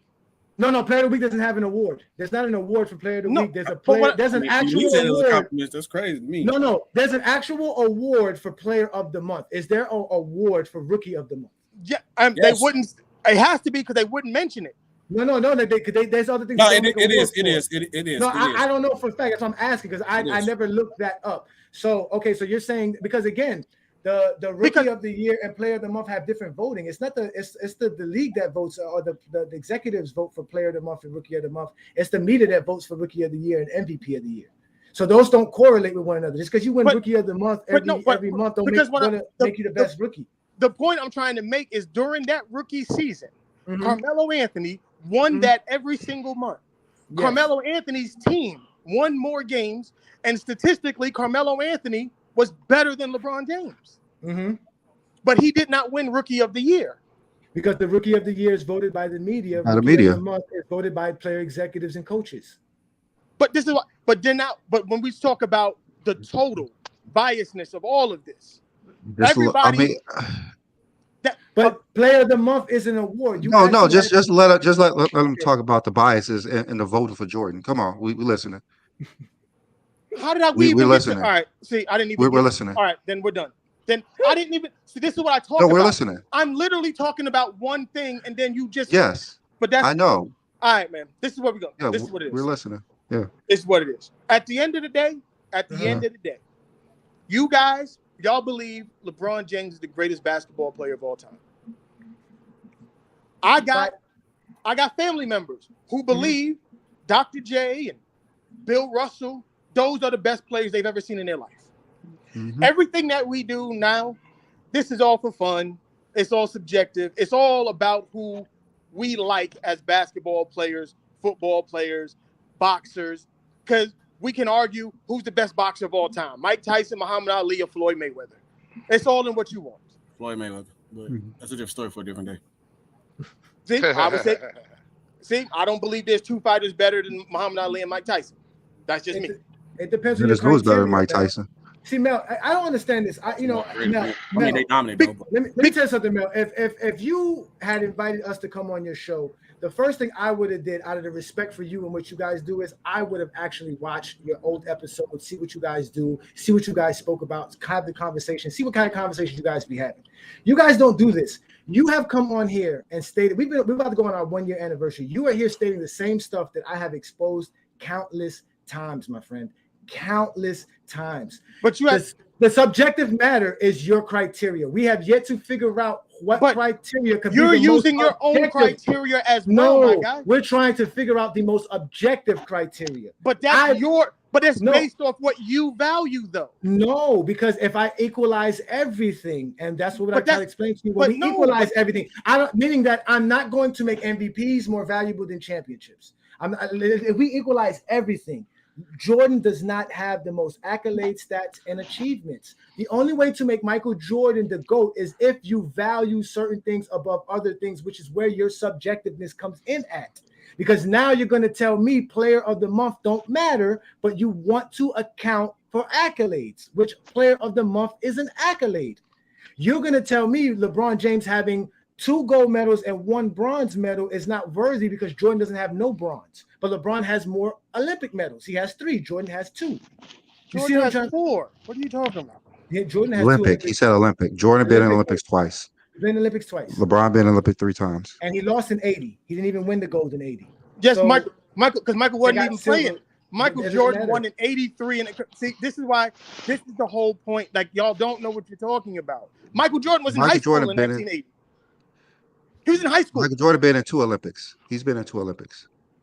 He was in the 80 Olympics too. He lost. They lost. He has a silver medal of some sort for Olympic tryouts. Whatever. Either way, Michael Jordan has 2 gold medals. We're just talking about the Olympics. We're just talking about Olympics. He's been in 2, 84 and 92. Okay, exactly. 84 and 92. LeBron has 3. But I'm saying these are the things that y'all do. Y'all say the same thing about points. Well, the points cannot be counted because it's longevity. That's your subjectiveness. No. That's what y'all don't understand. You guys literally think what your subjective preference is facts, and it's not. Brandon and I don't tell you guys our preference. Brandon thinks Penny Hardaway is one of the greatest. You literally came on the show and said, this is how we do it here. No. How we do it here is we throw our subjectiveness out the door. Yeah, we don't bring our subjectiveness. So you said, the NBA says Michael Jordan has the highest player efficiency rating of all time. But player efficiency rating doesn't make you the best player. If you think that does, that's your subjectiveness. No. Do you think Anthony Davis is the 3rd greatest player of all time? No. So let's throw PER out the window. Exactly. You don't think Jokic the 2nd greatest player of all time? Let's throw that out the window. So no, that does not make Michael Jordan the best. We're all using what? Our own what? No. We're telling you that it doesn't matter that he's number 1 in PER. If you're using PER, you don't believe in PER because you don't think Jokic is the 2nd greatest player of all time and Anthony Davis the 3rd greatest player of all time. You don't believe that. No, you don't believe that. But listen, I know that. I'm asking you.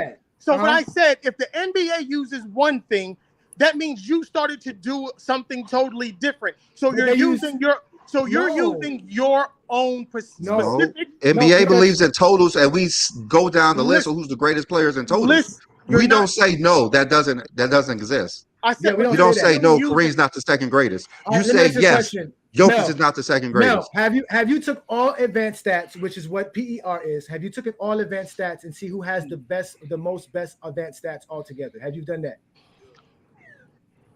I'm just letting them cook, Chris. Huh, Mel?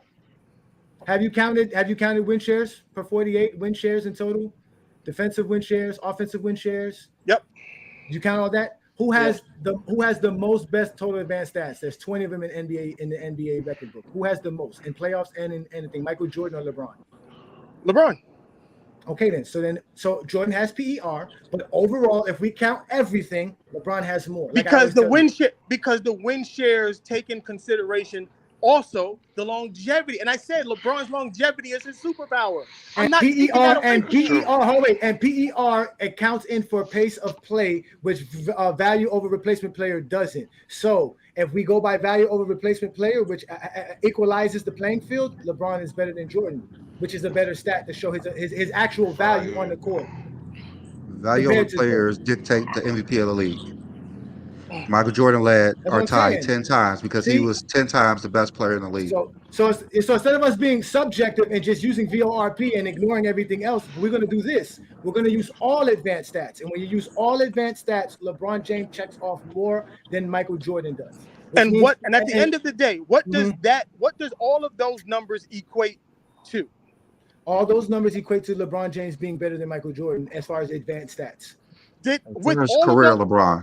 With all of those things happening at one time, did LeBron James affect winning? Because you're using wins over replacement. Yes, he won the most playoff series. He's won the most playoff wins, games. and has multiple. And like I said, that equates into longevity. But the overall arching goal is did he win less championships? Okay, so now you're going to the championship. So now we're going to because we keep saying this. we keep trying to explain to y'all. See, you see how when LeBron trumps Jordan in something, the next thing you go to is championship. You do the same fucking thing. No, we don't. That's why I keep trying to tell you. This is all subjective in what you, as the individual, want to talk about. Ralph and Craig, as our MJ delegates, please explain to Mel that we don't do this, please. Don't do what? We don't do the hopping around. We stick to everything. Bro, we was talking about LeBron and Jordan, and you brought Kareem in.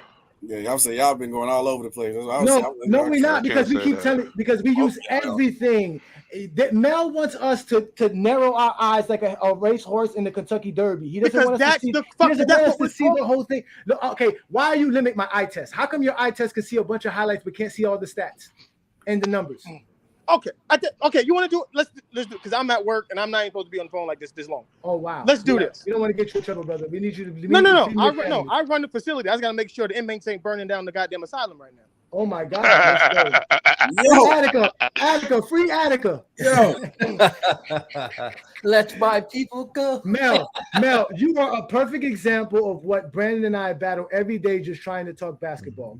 People who want to value championships without valuing Bill Russell. People who want to value. Listen, okay, I just want you to understand where I come from. And this is because you're trying to tell me who I am and what I am, but you're not listening to what I am saying. We got 2 hours worth of you doing this, brother. There's 2 hours. Okay, no, and you got 2 hours of you jumping all over the place like a damn frog. But that's okay. No, I'm not. I keep telling you, LeBron overall did better. I just showed you an advanced stat. You can't take 5 of Jordan's best accomplishments and compare them to LeBron. You just can't do that.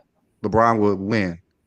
Okay, if we're going, in your opinion, so because you're telling me that because y'all want to take team accomplishments away from all of this, but you're trying to tell me in a team game, team accomplishments don't mean anything, and how an individual player reacts and plays within that team concept does not matter at all.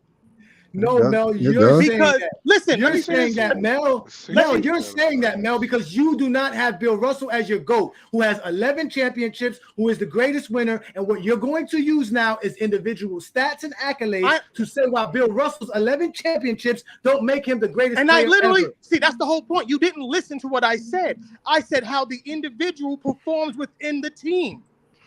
That's what I literally said that Bill before Russell you opened your performed great mouth. in those titles. That's what I'm saying. But what did Bill Russell He do that he could performed great. perform with his team? Y'all act like Bill Russell sat there and let everybody else win I never said he didn't perform great. You So keep if saying you're I bad, said no, that. I no, never what- said that. What you never said was, I think valuing championships is most important, so Bill Russell's my GOAT. What you're telling me is that I value championships enough until Bill Russell's name is mentioned. That's what you're saying. No, I am not. Listen, bro. The reason I am saying all of this is because Bill Russell dominated in championships, correct? He's the most winningest dude we've ever seen, correct? And stats. Listen, because that's Wilt Chamberlain.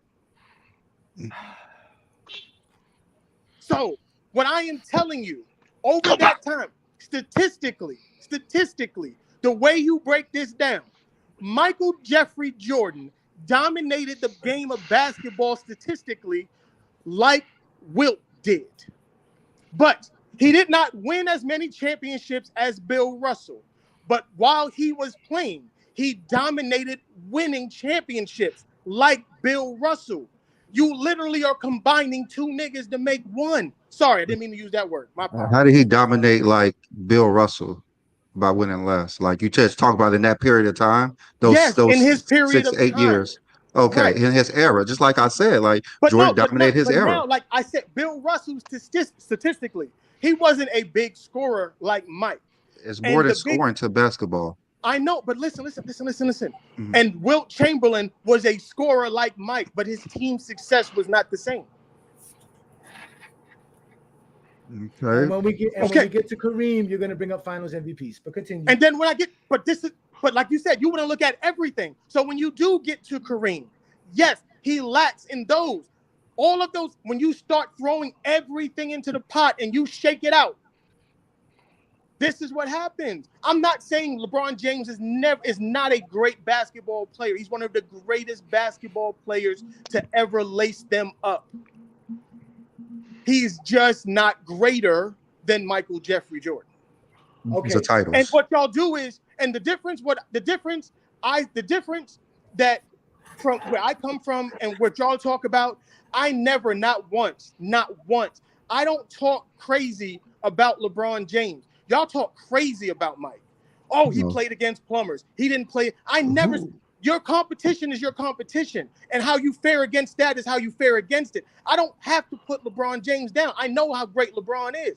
But y'all want to say, oh, well, Jordan there was less talent when he played. There was less this, there was less that. Bro, you're just calling Charles Barkley, Akeem Olajuwon, Patrick, you calling them ass. I don't call dudes that LeBron playing ass. I don't do that. I don't have to kick other people in the ass to elevate nobody. I mean, they do that more to LeBron. You keep saying Jordan. they. I'm talking about Melvin. You just talking about they with plumbers, but we can't use they with you. But no, we never said Jordan played against plumbers. You literally said you did say earlier that Jordan didn't have no scores in his era, though. You said how's that plumbers? I said he didn't have plumbers. best scores. You said it wasn't earlier. You said it wasn't no scores in the era. You did do that. There were no skilled scorers. That's not calling them plumbers. They're not skilled scorers. How's that called somebody plumbers? So Dominique Wilkins isn't a skilled scorer. Hakeem Olajuwon not a skilled scorer. I mean, y'all said Karl Malone is the third great best scorer of all time. But every season he was behind Jordan in total points and points per game. So how someone's better than that? And even when they played against each other, you wasn't better than when y'all was playing against each other. So how many times Karl Malone averaged 30 points per game for his career? Averaging 30 points make you a great scorer? But compared to y'all, because why Jordan's I mean, you just said LeBron James not the greatest because he doesn't average 30. Now he's the greatest again because he averaged less than 30. No, what makes him a great basketball player? What makes LeBron a great basketball is his ability to generate points. The things that he does so well. He is a great facilitator. He is a LeBron generates more points than anybody on the basketball. You see how you you have to make it seem like he's so much better than everyone else. I don't have like you do with Jordan. No, exactly. I don't understand this. You guys accuse us of all the stuff that you guys. What you're saying, we just do it better. That you do, we do it. Thank you. We do it better. We can articulate ourselves because we actually go off of the numbers and the stats. We don't go off. We don't go off of subjective stuff. The reason we can say LeBron James is the greatest scorer of all time because we have numbers and stats to produce it. The reason we can say LeBron James is the greatest player of all time because we have numbers and stats to actually state this. You're going off of your eye test. You're going off of moving the goalposts. Kareem Abdul-Jabbar has 6 championships, 6 Finals MVPs. No, listen. Kareem has the winning. He has the stats. Michael Jordan is not better than Michael. Jordan's not better than Kareem by what you just made Jordan better than Bill Russell and Wilt Chamberlain. He's not. Wait, so what about the achievements as well as far as LeBron? Top five is LeBron. You just said only MVPs matter, so that's achievements goes to Kareem. No, I'm talking about as far as the scoring. We have the what same about 5. the achievements? It's 5. It's 5. Yeah, the scoring is only 6 points, 24 to 30. I mean, I want to know y'all 5. I want to know y'all 5. It's LeBron, Jordan, Wilt, Russell, and Kareem. That's our top 5. Why? Like, the logic that y'all go, why you don't have Wilt higher than Jordan? Because he have more like stats. I have Wilt ahead of Jordan. Okay. I want to know, like, when you go on this, as far as scoring, what we're talking about. You said stats. No, because y'all think stats is only scoring. Stats is not only scoring. What about the achievements as well? The achievements is there too. Kareem Abdul-Jabbar has No, it's scoring. I'm talking about scoring. I'm talking. He said that Wilt Chamberlain has the stats. He gave us the Chris Broussard spiel, which we already exposed. I don't argue who you found, who you go to. I argue your criteria. As long as if your criteria consistent, if you say only care about defensive players and everybody who actually play good defensively, and you put Rodman and something, as long as your criteria, I debate criteria. I don't debate because I feel like it's objective to whoever you want to have. What I was asking is, you said as far as scoring, you go off the stats. What about the achievements? For Kareem and Michael Jordan? For scoring. What you mean? The scoring titles and everything. Like, why don't you go off of that as well? We told you guys why we don't use scoring titles. We keep telling you guys why. Because they don't use accolades. No. Yeah. We go off of careers and what they did in their career, not what they did in the season. Scoring. I'm talking about scoring. not what they did in the season. We value for the whole career. They got Jordan got 10 scoring titles. Okay, we value 36,000 more points that Kareem have over the 8 scoring titles. See, but that's subjective. See, that's subjective. Yep. Like that. That is subjective. No. Again, scoring titles is subjective to say someone's better because of scoring titles, not because of total points. But if we go by the greatest players of all time and we add Michael Jordan's 13. No, he asked us for our top 5, not scorers. He asked our top 5 total, not scorers. Oh, he asked. We just told you we don't use scoring titles for the scoring of all time. We don't use that. We don't because why? Because Michael Jordan able to score 28 and win a scoring title is not better than Kobe scoring 33. What was the league average around that time, brother? Everybody was averaging. Everybody averaged 30 like that. It was different. Kobe averaged 33 one year and couldn't win a scoring title because Iverson averaged 34. So you're Tracy saying McGrady. Hold on, Tracy McGrady. Iverson won a scoring title, averaging 28 points. Tracy McGrady in 2004 averaged 28. Kevin Durant in 2011 averaged 27. And that's why we're telling you. That's why we're telling you. See, that's why we're not subjective. You guys agree with us. The same thing that we did to Jordan. We're doing. Listen. My point. The same thing we did to Jordan. We're doing to T-Mac. We're doing to Iverson. We're basically telling you that the fact that they won a scoring title, averaging less than 30 points per game, does not give them anything. Hold on. But to say Jordan averaging 30 and nobody else couldn't do it, that's why I pulled up those plays in the 2010s that didn't average 30. So, I mean, that's null and void to even say that. But they say that throughout you can't go throughout the 2000s with that, guys. Do you understand that? Yeah, I can. No. How many times Shaq did it? No. Shaq did it in 2000. Tracy did it in 2004. Kevin Durant did it back to back. Kevin Durant. Hold on, let me finish. I have not been talking. 3 years in a row, there were players that didn't average over 30 with Kevin Durant doing it back to back. Carmelo did it in 2013. Russell Westbrook did it in 2015 at 28. So, I mean, what are we talking about? Like, We're talking about the amount of players that averaged over 30 points within a decade, and you're not going to show me that there were more players in the 90s that scored more than 30 than the 2000s or the 2010s. So you hold that over Jordan's head because nobody else We're couldn't not do it? holding We're over not his head. We're just holding not giving him overhead. bonus points I'm for it. trying to understand. We're not giving him bonus points for beating out players who couldn't average 30. How's that hard to understand? What? You lost What me. he scored is what he scored. We're not going to Well, give I him lost you, extra SB. credit for No, outscoring they someone lost scoring me. That was 25. bad. Yeah, really. I don't understand What what he they're scored is talking what he about. That scored. doesn't make any sense. What he scored is Like what he scored. Jordan, he was able to score it when everybody else couldn't. That means he dominated on as far He as dominated scoring his in that era. era. What he scored is what he did in his era. Jordan, That's like Jordan saying led Bill the league. Russell rings don't. Y'all Led, want to bring up Bill led, Russell? Jordan led the league 9 times out of his 10 scoring titles in field goal attempts. Michael Jordan has okay, again, Michael Jordan's ability to score 30 points per game was why he was able to score that many scoring titles, and there was nobody else in that era fault that is could that actually. though? Nobody says nobody's fault. We're just pointing out So why it does not have value. That's like saying LeBron scored more because he shot more 50% when he did it though. Like, what are we talking about? It's not like he just shot like 41%. He shot over 50%. We're not trying to take away Jordan points. That's what y'all don't understand. No, what I'm saying is did you what he taking did. away from the titles. That's what I'm saying. No, we're not, because when we did our objective list, we included seasonal awards, and still with that, Michael Jordan fell behind Wilt Chamberlain, and that's what y'all, and still fell behind LeBron James. But you saying seasonal awards, but then you don't count scoring titles. I don't understand. No, seasonal awards is scoring titles. We did count Jordan's 13 scoring titles because Wilt Chamberlain has 19. We did it both ways. Wilt Chamberlain has 19. See, that's what I mean. As far as every player, you did it all around. Yes, no, Wilt Chamberlain has 19 separate seasonal award titles. He has 11 rebounding titles. He has 7 scoring titles. He has 1 assist title. That's 8. Yep. I'm sorry. Yeah, that's Jordan's 19. got 13. Yeah, and Jordan has 13. Y'all comparing everybody to Jordan. That's what y'all don't understand. John Stockton and no, who else? And what's it called? And this guy, John Stockton has 11. Nobody has John Stockton in their top 20. But my thing is, when we come to scoring, why are you not adding those as well? That's what I'm already asking. added his points. Like, why? I just don't understand it. I guess I just don't understand why we should just want bonus part points. Of the criteria of we gave him what he scored.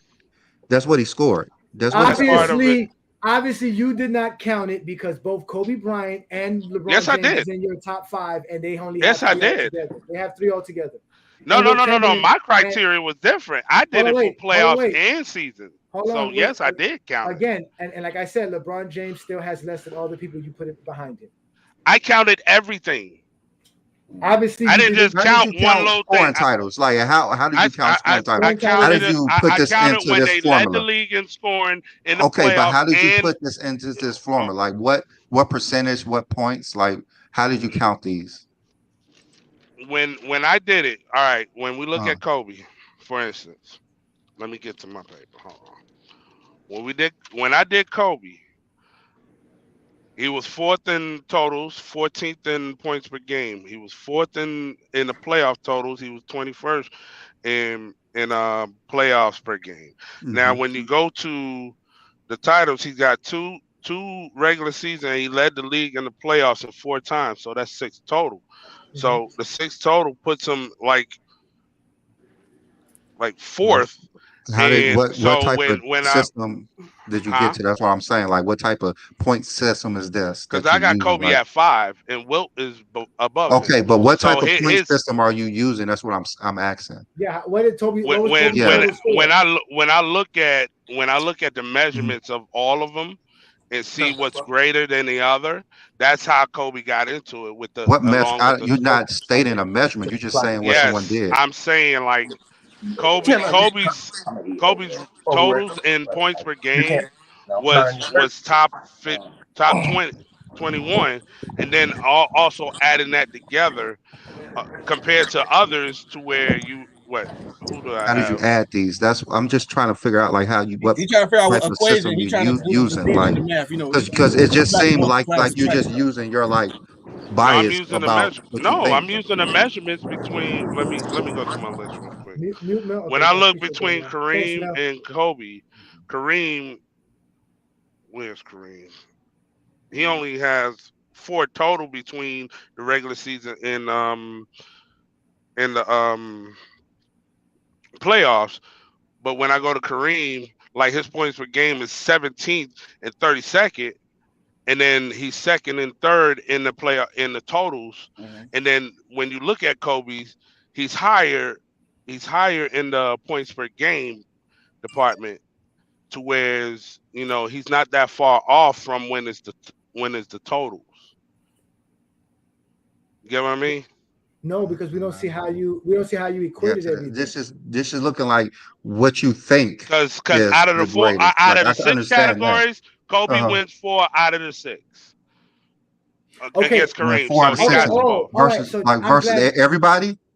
No, it's 4 out of just 6 No, versus everybody. compared to Kareem. That's what Ralph. See, and Ralph, that's where you did wrong. When you put What I do everybody wrong? if you list everybody and put them there, who checks off the most? That's how you should do it, Ralph. No, Because now that is your criteria. No, because That's not a criteria. you're doing one-on-one. You're not doing of all time. You're not comparing Kobe to all the players all time. You're not comparing Kareem to all the players all time. You're comparing them to one another. So you're basically saying Kobe beats Kareem, so Kareem goes behind him. But what if Kareem beats somebody that's in front of Kobe?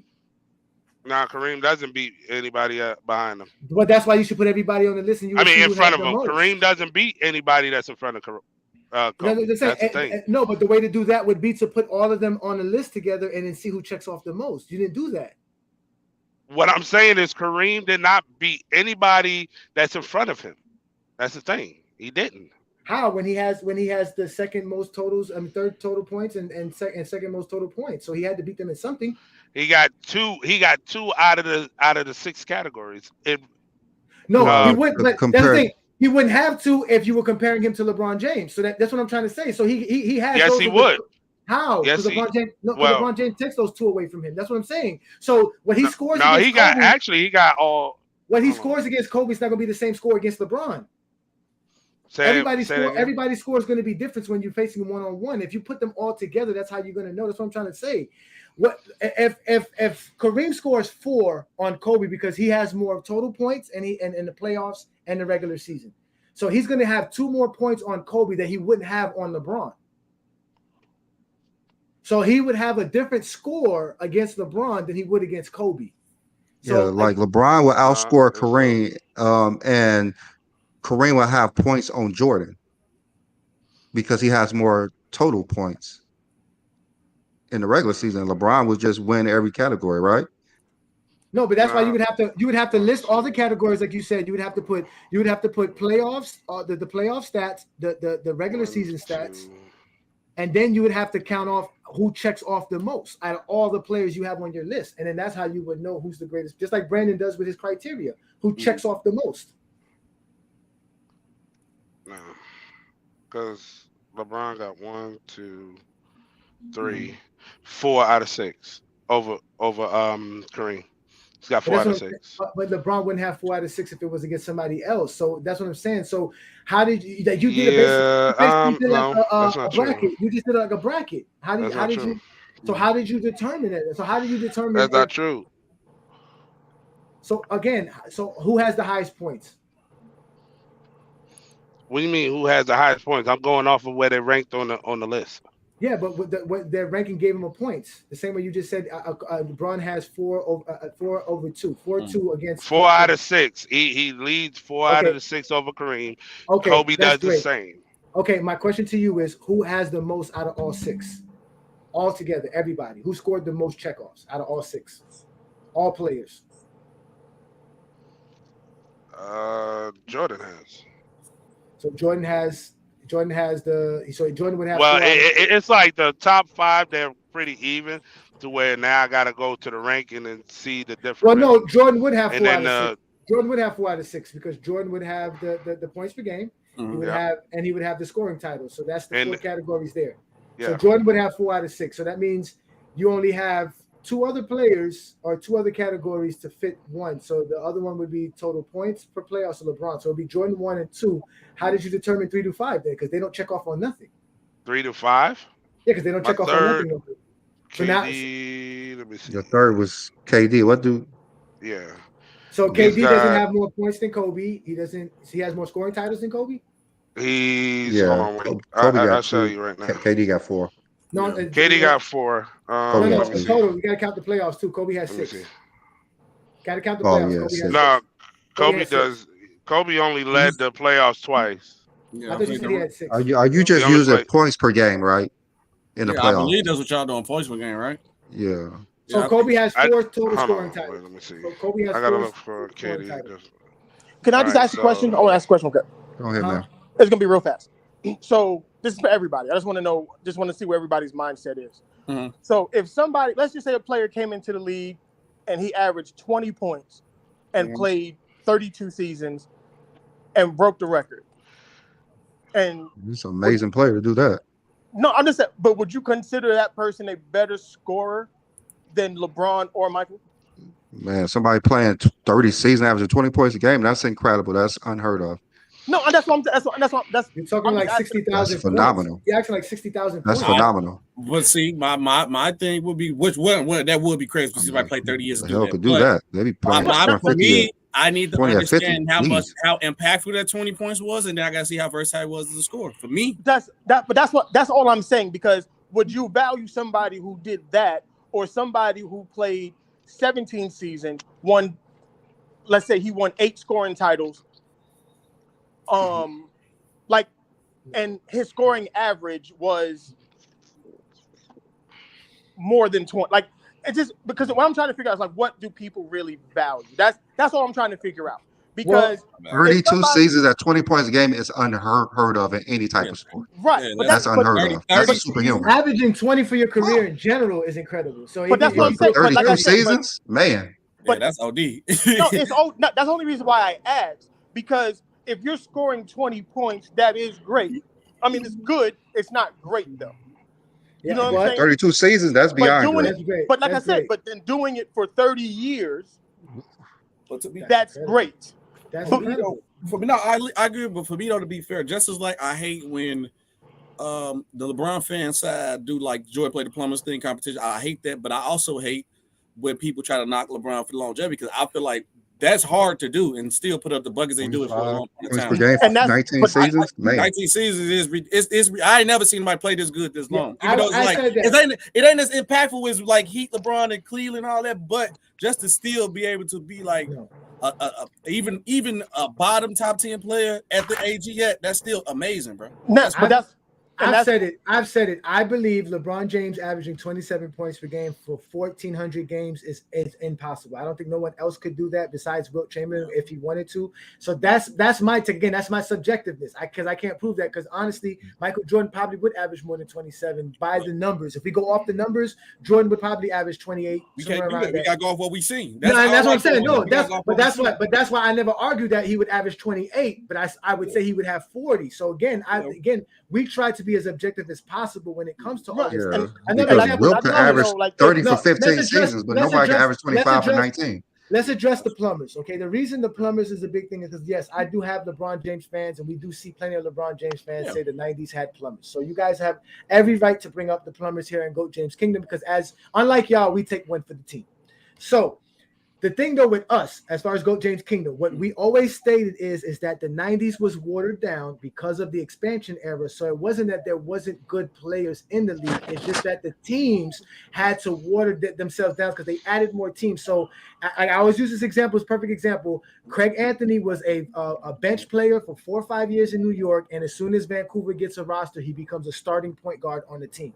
So it watered and Craig Anthony. Craig Anthony. Craig Anthony. Now, not to say Craig Anthony's a scrub. I'm just saying he was a 6th, 7th, 8th man on a roster before they add 2 teams. Now he becomes a starting point guard. Who is Craig? I'm trying to figure out who that is. You from New York? Greg. I'm sorry, Greg Anthony. I know what you meant. I know what you meant though. 5-0. I'm sorry. I mean, y'all literally have a whole G League out here now. Greg Anthony was a starter. But again, the G League helped the NBA because what it helped the NBA do was develop players outside of college. Would you think of professional? Because they're not good enough. It wasn't. I got a knock against that expansion team thing, but go after. I'll let Mel go. But I got to knock against that expansion. Right. I'm not gonna. You can say that you can say it was watered down.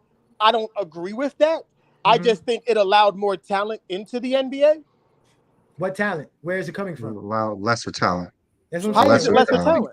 Because if it was 23 teams and you couldn't make that roster, I add 25 teams. The only reason you're making an NBA roster is because I added. You wasn't good enough in the first place, but now you good enough now because we have ain't open nobody spots. making the NBA not good enough. That's just basically how it works. Like everybody, they're not adding better players. If there's not enough positions, then you can't. That's like that doesn't make any sense because if there's no space, then you can't make it.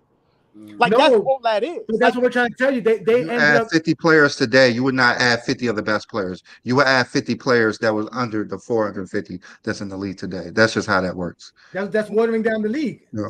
So you're adding that's what Dr. J said. That's what Larry Bird said. That's what Magic Johnson said. Because guys, gotta think about this. Gotta think about it like this. It's real simple, guys. It doesn't. So wait a minute. So you think? So okay. I just want to ask. So what you're saying is because there are more teams in the NBA. That the competition got watered down. No, the fact that during the 90s, there was no outside pool talent. It wasn't like it was during the 70s where you had an ABA league, where you had really professional good players playing in another league that you can add to the league when you adding teams. It was the same thing during the late 60s and the 70s. I'm saying, Bill Russell, you better respect. They added teams during that era. And a lot of people think that was a weak era as well. That's why they were saying that the Lakers were able to win 69 games because they were saying around that time they added like 6 teams within like a 6-7 year period, but there was no pool to grab these players from until they merged with the ABA. So it was the same thing in the 90s. The 90s was, well, where do we get these players from now? We're drafting college players, but now we're going to draft them earlier. Now we're going to let them grab high school players, and we're going overseas to go get unproven talent. Not to say they weren't good, because people like Kukoc and Petrovic and Vladi and some other players like Sabonis, these were guys who were really good, great basketball players. They just was quote unquote unproven because they were doing great overseas. But can you do it? Can you do it in the NBA? So I have a question. So would you say that that Isaiah Thomas rings is watered down then, considering that that was expansion teams then? Again, it was a part of it because again, what happened to them too. Remember, you added an expansion. They took players off the Pistons too. Yeah, they took players off the Pistons. They took players off the Bulls. They took players. So everybody lost something. That's the point I'm saying. But the problem, that's what I'm saying. It spread the talent thin. It spread the talent out. It makes it harder. It makes it harder because you also got to think about this. It made it harder for everybody else. The Orlando Magic team was full of stars, team, right? The Orlando Magic was an expansion team. Yes. Within like 4 or 5 years, they made the finals. Okay, the Heat got good. They was winning 60 games late in the finals. It's the reason why the Chicago Bulls beat more 50-win teams like that. People were winning games. Don't just say it's watered down as trash. No. You're proving my point because the only way to actually get the talent was to have high draft picks. So you had to be a bad team. The Magics. And so you couldn't be. Hold on. You couldn't be the. You couldn't be the 86 Celtics who ended up with the second pick in the draft to get Len Bias, and they were the champions. Or they were. the only team that had a winning record against the Bulls in 1986 when they won 72 games? The 96. Toronto Raptors. No, again, listen. The Toronto Raptors played the Bulls 3 times, and we got 3 times. But again, they in 97 and 96. The Vancouver Grizzlies had one of the worst records in NBA history. The Toronto Raptors were not that good. Throughout the early 90s, the Heat were horrible throughout the early 90s. The Charlotte Hornets were horrible throughout the early 90s. They made the playoffs. The Charlotte Hornets were horrible? They made the Charlotte Hornets was winning 50 games. Okay. Again, an expansion draft got them Muggsy Bogues and Dale Curry. Then they drafted Larry Johnson with an early pick because they were bad. They drafted Alonzo Mourning with an early pick where they were bad. And guess what team started? Just had 3 number 1 picks in 2 years. They were bad. Listen, and guess what teams couldn't add players to make themselves better? The Boston Celtics, the Detroit Pistons. Now all the teams that are making the playoffs are not able to go get players. That's no good team gets high draft picks, my guy. I just told you the Lakers. So what happened with the Bulls then? What happened with the Bulls was the Bulls got better during the late 80s. The Bulls had top 10 picks throughout 84 all the way to 89. Because they had the Boston Celtics were in the finals in 1985 and had the second overall pick and got That's the what happened. The Lakers were in the 83 finals and got the number 3 pick and got James Worthy. Off a trade. Off a trade, brother. But again, you can only do that in an era where there's less teams and teams are trading for money because they're not making money. You couldn't do that in the 90s. So that means the Bulls, that's why they were upset. You just killed your point because that was a trade. They didn't get it. No, because in the 90s you couldn't make those trades. You can't make those trades to get those draft picks anymore. Because teams are no longer trading. Yes, you could. Everybody was trading on the draft. No, what are you talking about? Because teams did not have TV deals to get money, so they traded a draft pick for money. Because I'm broke, I don't have the money. You can't do in the 90s it wasn't like that. They have TV deals now, so all teams were actually getting a revenue. They're sharing revenue. They're making money. So now I don't necessarily have to give up my draft pick. I can pick Alonzo Mourning up. I can pick up Larry Johnson. I can pick up Shaquille O'Neal. I can pick up again all these players I'm naming. Even in Orlando and Miami, they picked up players from other teams. They had an expansion draft. It's expansion era because they got money for people watching TV. So no, they got money because Michael Jordan made the league very popular, and Michael Jordan had ratings going through. Jordan ruined. They got that second. They got that second pick from when they traded Gerald Henderson 2 years prior.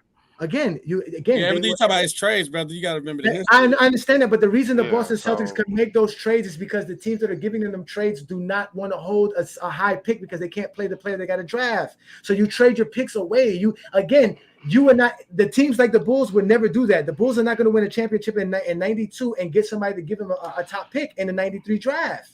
That's not going to happen. That's watering down the league. If you an NBA champion getting a second round pick because you getting all the talent. Listen, you have to do that to expand the league because you're trying to go global. You're trying to expand. You're trying to make more money. That's what David Stern's job was to do. So they did that trade to try to make it better. What team was stacking it? You just said they just spread it around in the 90s. So what team was stacking the 90s besides probably the Bulls? That's what we're trying to explain. That's why we said it was a watered down because no teams could actually stack themselves up. It was hard to do that because the Bulls. But the Bulls again drafted team. They did that during the 80s, and that's what we're trying to tell you. So by the time they got to the 91 season, that's why he signed Scottie Pippen to a 7-year deal and locked him for the whole decade because the Bulls went through the whole 80s. And no, exactly. That's smart, Jerry Krause. They went through the whole 80s drafting. They went through the whole 80s getting high picks, getting good picks. Yeah. And the last pick that they got was in the 1990 draft, which they didn't even have a first-round pick in the 1990 draft. They ended up picking up Kukoc in the second round. But in 91, the Bulls had the 27th pick. You're not getting nothing with the 27th pick, the 30. They're not getting nothing there. You're not getting raw talent in that point. So when you're a good team, you're not able to really make your team better. So the teams like the Hornets. That's every team, though. No, it wasn't like that in the 80s. The teams in the 80s were able. It didn't matter. The teams in the 80s were able to stack. How two teams made the finals? Every team. Literally, it was Magic. It was the Lakers and the Celtics. At least one of those was in the finals for 10 years in the 80s. So how is that competition? Because you're not hurting you making it harder for teams to win if you taking some of their key players off. So that's not the overall talent in the 80s was 23 teams, and you basically have teams now with 2 stars all over the place. There's a bunch of teams with 2 stars all over the place and throughout the 80s. You don't have that throughout the 90s because you couldn't. It expanded to 6 more teams. It spread the teams. You said teams in the 90s didn't have 2 players. Most of there was way much more. I said they didn't have 2 stars, like 2 good caliber, all NBA, all defensive players. So like they didn't have that in the 90s. Okay, name them to me. How many teams in the 90s most had that? Teams don't have 2 all NBA players. No. Listen, bro. If you go to the 80s, you have a bunch of them. Go to the 70s, you have a bunch of them because there's less teams.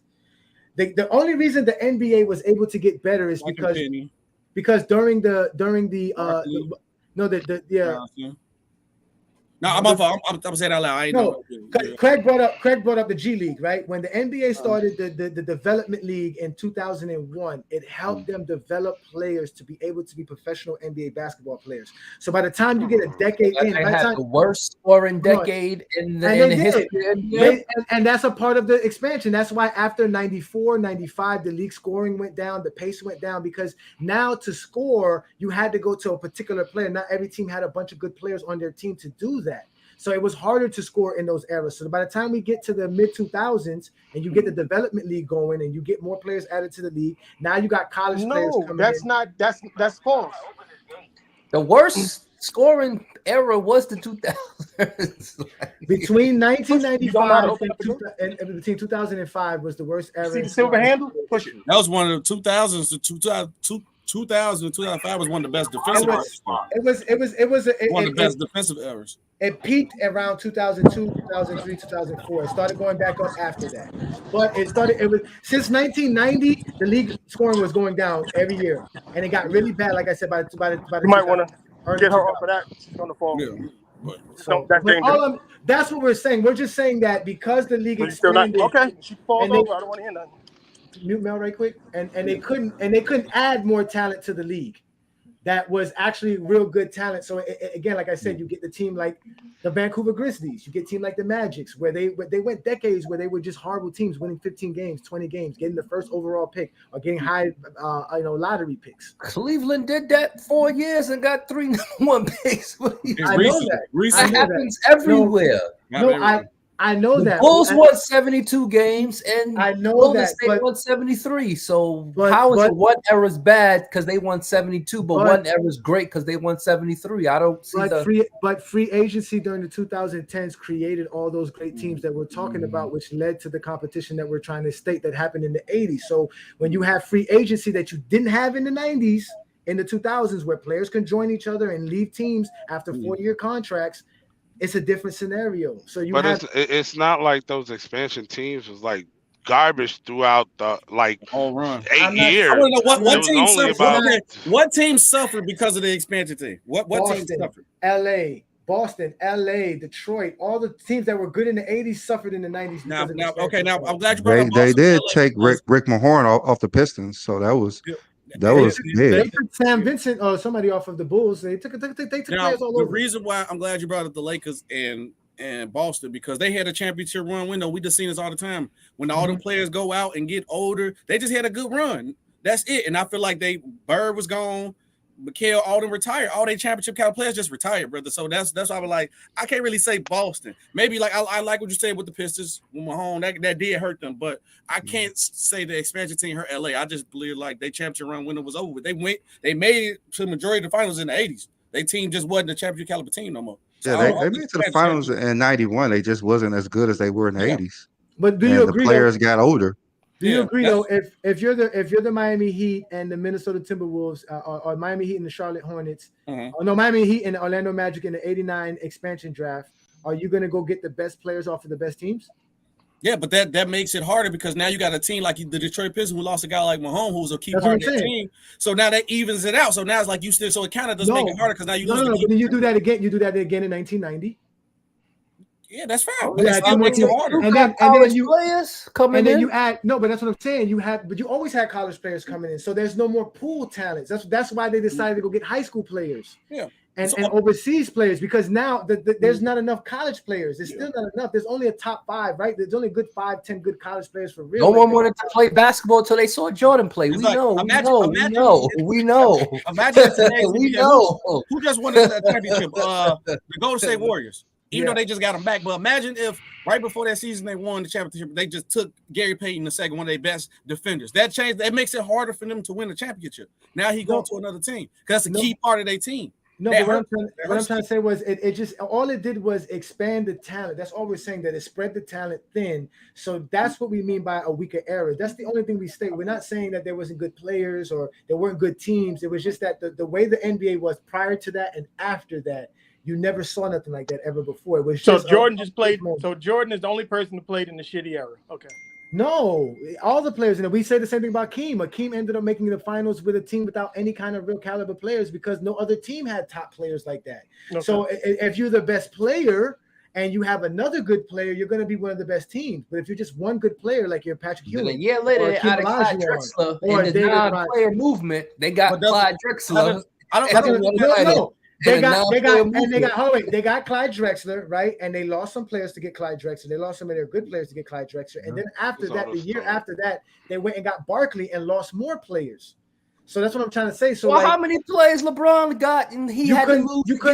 Everybody, you're not going to get nobody. The Celtics didn't have to give up nothing to get worthy. I mean, the Lakers didn't have to do nothing to get worthy. They didn't have to do nothing to get Len Bias. Because they drafted them. No, but they got the draft picks that way. They got the draft picks by teams. It was through trade. Like Yes. when they got that first But pick no for team Worthy in is the for Nixon. 90s is giving up their third pick to the Chicago Bulls. So how did Kevin Love get to the Cavs? By They trading traded a number in one pick number one and pick. other picks behind it. That's what I'm They trying to traded say. the number 1 overall pick, did they not? Yes, and they traded other picks behind it. Yes. Okay, so Yes. everybody does it in every era. No, again, the era had less talent pool. There is more talent in today's NBA than there was in the 90s. There's more talent today. You're grabbing players straight out of college after 1 year. Some of these guys are not even worthy of even playing a college year. Some of these guys are good enough to be in the NBA straight out of high school. That's how good the talent pool is. But that don't big up LeBron, because if he played a harder competition, because it's about what you do in your era. Because honestly, I feel like the plumber thing and trying to say Jordan era was trash. That's bigging him up to me. That's just how I feel, because I said you telling me that this dude was so good in his era that you think these guys are plumbers. No, we're just the reason we won. That's how I take it. We're just logically explaining why the Bulls' dominance was so great, because having a Scottie Pippen and a Michael Jordan was just that much better than any other team of that era, and no other team could match that in that era. No other team could create that in that era. It was not impossible. Johnny, you could be honest though. When the Bulls when they got Scotty, they did not. Now, when they got Scotty from how he played his first 2 seasons, they did not know Scotty Pippen was going to get that good. They can't. Yes, kids over they didn't think Scotty Pippen was going to be that good. Yes, they did. Jerry Krause did. Jerry Krause knew how good Scottie Pippen was, and that's why he fired Phil Collins. But nobody could predict Scottie Pippen was going to be one of the best two-way players. They were going to trade Scottie Pippen. He tried to trade Scotty. He tried to trade Scotty for T-Mac. Listen, he tried in 97. And Sean Kemp. 97. No, his 97. Multiple times he wanted to trade Scotty. The Bulls was trying to get rid of him, and Jordan was like, "Nah, I got him." After the Pistons, 97. They tried to trade him. No, after the Pistons, No, they didn't. Yes, they did. No, they did not. That's why they fired Doug Collins, because Doug Collins was not using the players that Jerry Krause drafted right. That's why he got rid of Oakley, because he wouldn't even start Grant over Oakley. So he said, "You know what? You're not going to start Oakley. You're not going to start Grant. We're going to trade Oakley." After the Jerry Krause was the mastermind behind the Bulls team. After the Pistons series, when Scotty was complaining about the migraines, the Bulls were going to trade him. Scottie Pippen had 1 year left on his deal, and that's what you do when you go see what's the market value for him. But that's why they gave him a 7-year deal after that, because they realized that he is better on the Bulls than not on the Bulls. They was going to trade him, but they signed him. Then in 94, they were going to trade him for Sean Kemp. It was actually in the works. It actually went through.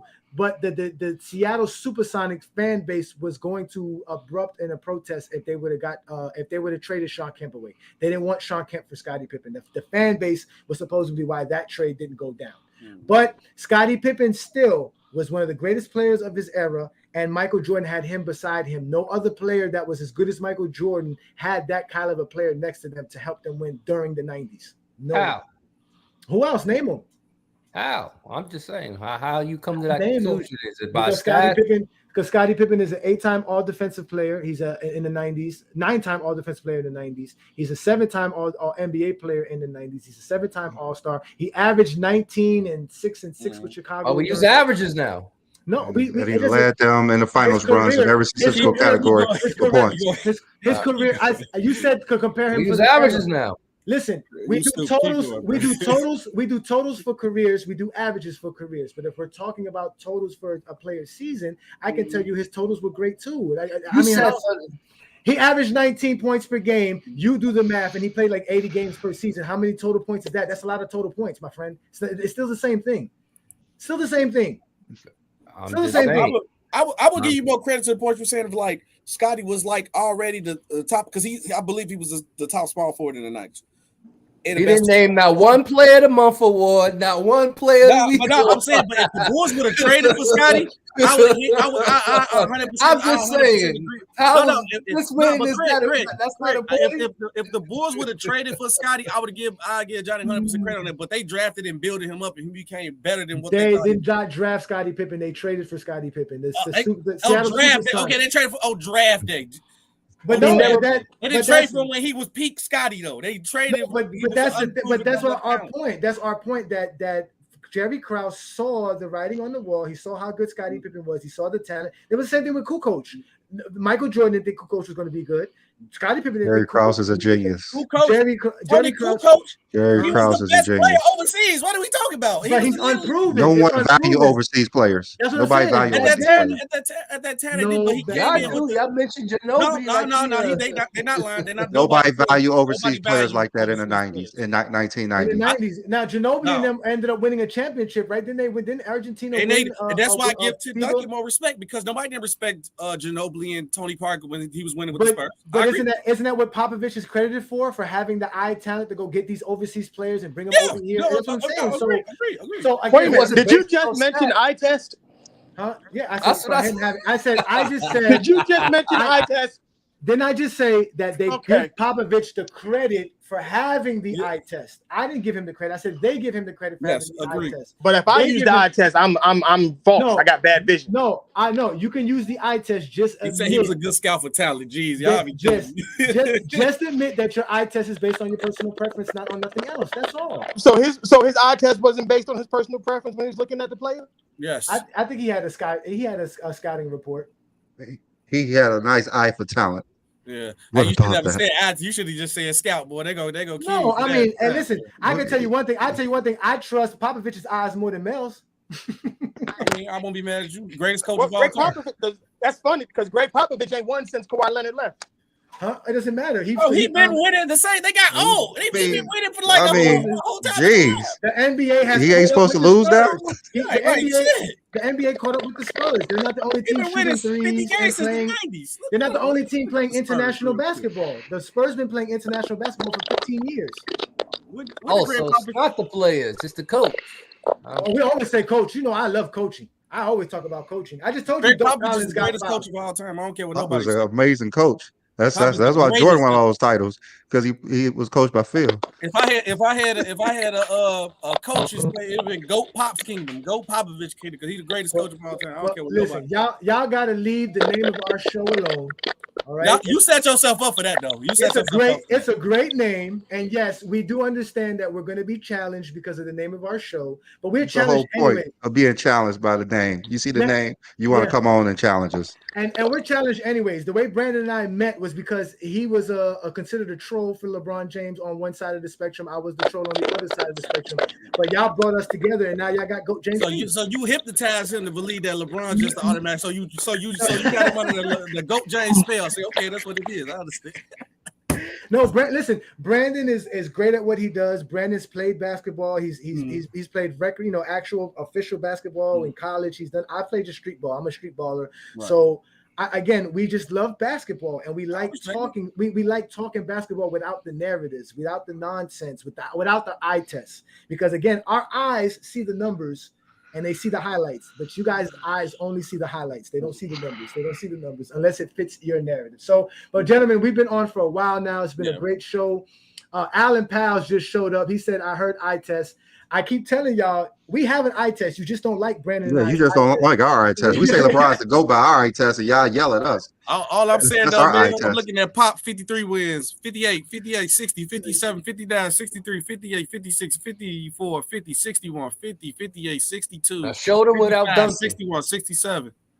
47. He won 50 games without Duncan. He was washed. He put Tony Parker as the best player on the team before and still won 50 plus. What are we talking about, bro? All right, let's let Ralph come in. 4 different best players of their teams. Hey, Ralph, all of it was great. Ralph, Duncan's the only one with the most rings of the Spurs team. Ralph, you can start off the outro of the show. Go ahead and state your claim to your list. And again, your list is not wrong. You have a good list. We don't hate your list. We actually I think we have the same players besides Karl Malone. So we'll go ahead and outro it out. Then Craig, then SB, then Mel, and we can get going, gentlemen. Jordan's the best scorer. That's how I outro it. Craig, go ahead. We need something better than that, Craig. Come on. Sure, I was going to literally just say that, but no, he is. I mean, just think about this. He has the highest average. That means he was dominant in his era because he couldn't play against Wilt. He can't play against Kevin Durant. No one play in front of you. That means he dominated 30. And Wilt's number 2. All right, 30 for 15 seasons. I mean, top scorer, and that's just as impressive as someone being mediocre for 20 seasons. And that just balances that out. And Wilt's number 2 on your list. All right. Okay. SB, you want to finish off? Let everybody know where to catch you and out here, because I know you're working in the mill. Y'all already know SB Talk Sports, real takes over fake debates. Great topic. I love it. Great show today. Love the energy. Anytime y'all want me on again, I'll definitely come on, no problem. Like I said, my list of my scores, because it's just me personally, I just value your scoring impact. Does it impact winning? And versatility, because I want you. For me, I like who can do everything. That's why I said I got Mike, LeBron, KD, Melo, Kobe, because I feel like those all guys fit my criteria of that. Even if you like it or not, whatever you want to call versatility, I like it. But that's just me. So those are some of the best scores that I actually seen played basketball. I think if I had to weigh who has the most impact, I say Jordan and LeBron, and I say most versatility, I probably got to go Carmelo Anthony. But that's just me. But yeah, good stream though. Yeah, no, definitely Carmelo Anthony should be in the discussion. Mel, you're more than welcome, brother. Plug in your show, plug in your page, let everybody know where to find you, brother. What's going on? Great show. Appreciate you guys having me, definitely. We're gonna have to do part 2. Y'all gonna have to come on from the sidelines. You already know. We gotta do home and home. We gotta do a home and home. That works. Like I said, it's all these conversations are fun, even though some people think they get redundant. I just think I like hearing other people's side. So everybody should. I just think if you're going to bring new information and a new look at it, I'm here to listen. It is what it is. I did want to do one thing, just because he said your voice is Scottie Pippen led the Bulls in the playoffs every year. I just had to go to the first year. Scottie Not every year. The finals runs. Finals runs. Yeah, the finals run. And the first championship run, Scottie Pippen averaged 21.6, 5.8, 8.9, 2.5. Let this clip go. Right? Michael Jordan averaged 31.4, 8.4, 6.4, and 2.4. That's just the first year. So, so that whole every year, that's already done. We said total throughout the whole 6 runs. The whole 6 runs. Yeah, if you average more, don't that mean you're going to have more? That's for 1 year. He said for 1 year. We said the 6 total runs. That's for 1 year. So that means that so you want me to do? Okay, I'll do that later. I'll do that later. You can do it. I'm gonna send you the graph. I'm gonna send it to you. Don't trust that graph. B. Lee just be cooking up, making up stuff, bro. Don't trust that graph, brother. So it's like like I said, I really appreciate you guys. I appreciate you guys' feeling. This is y'all got GOAT James Kingdom, so I'm gonna have to start my GOAT Air Jordan Kingdom.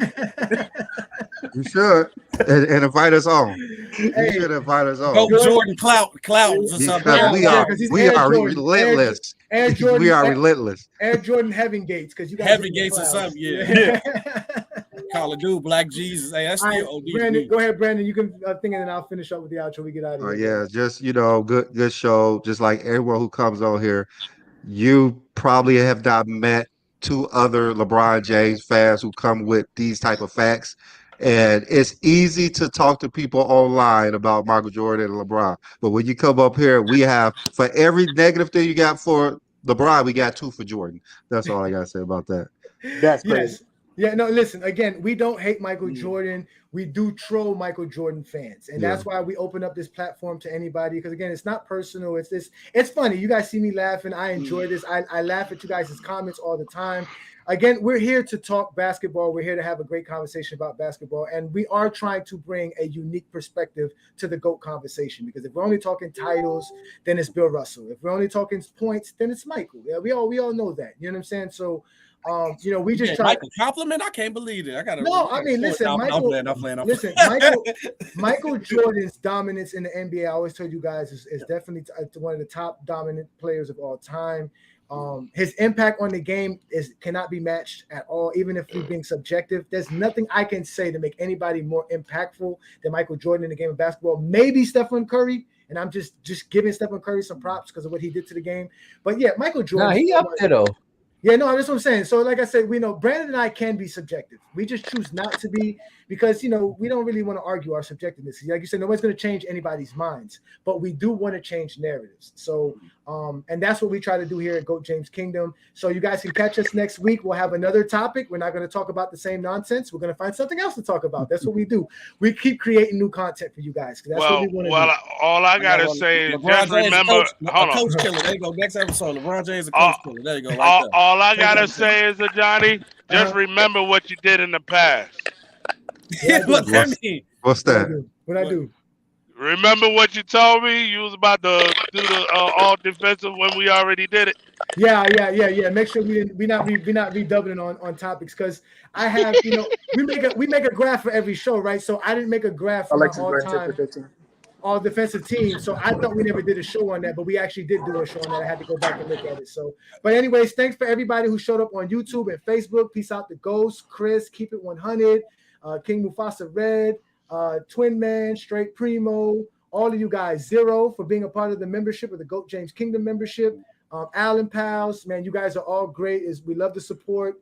And if you guys want to come on the show, you can reach us at GoatJamesKingdomShow@gmail.com, or you can find us on Facebook. I'm A. Johnny the Exposer. That's B. Lee the Sports Analyst. This is GOAT James Kingdom. Y'all have a great Sunday. Salute. This way.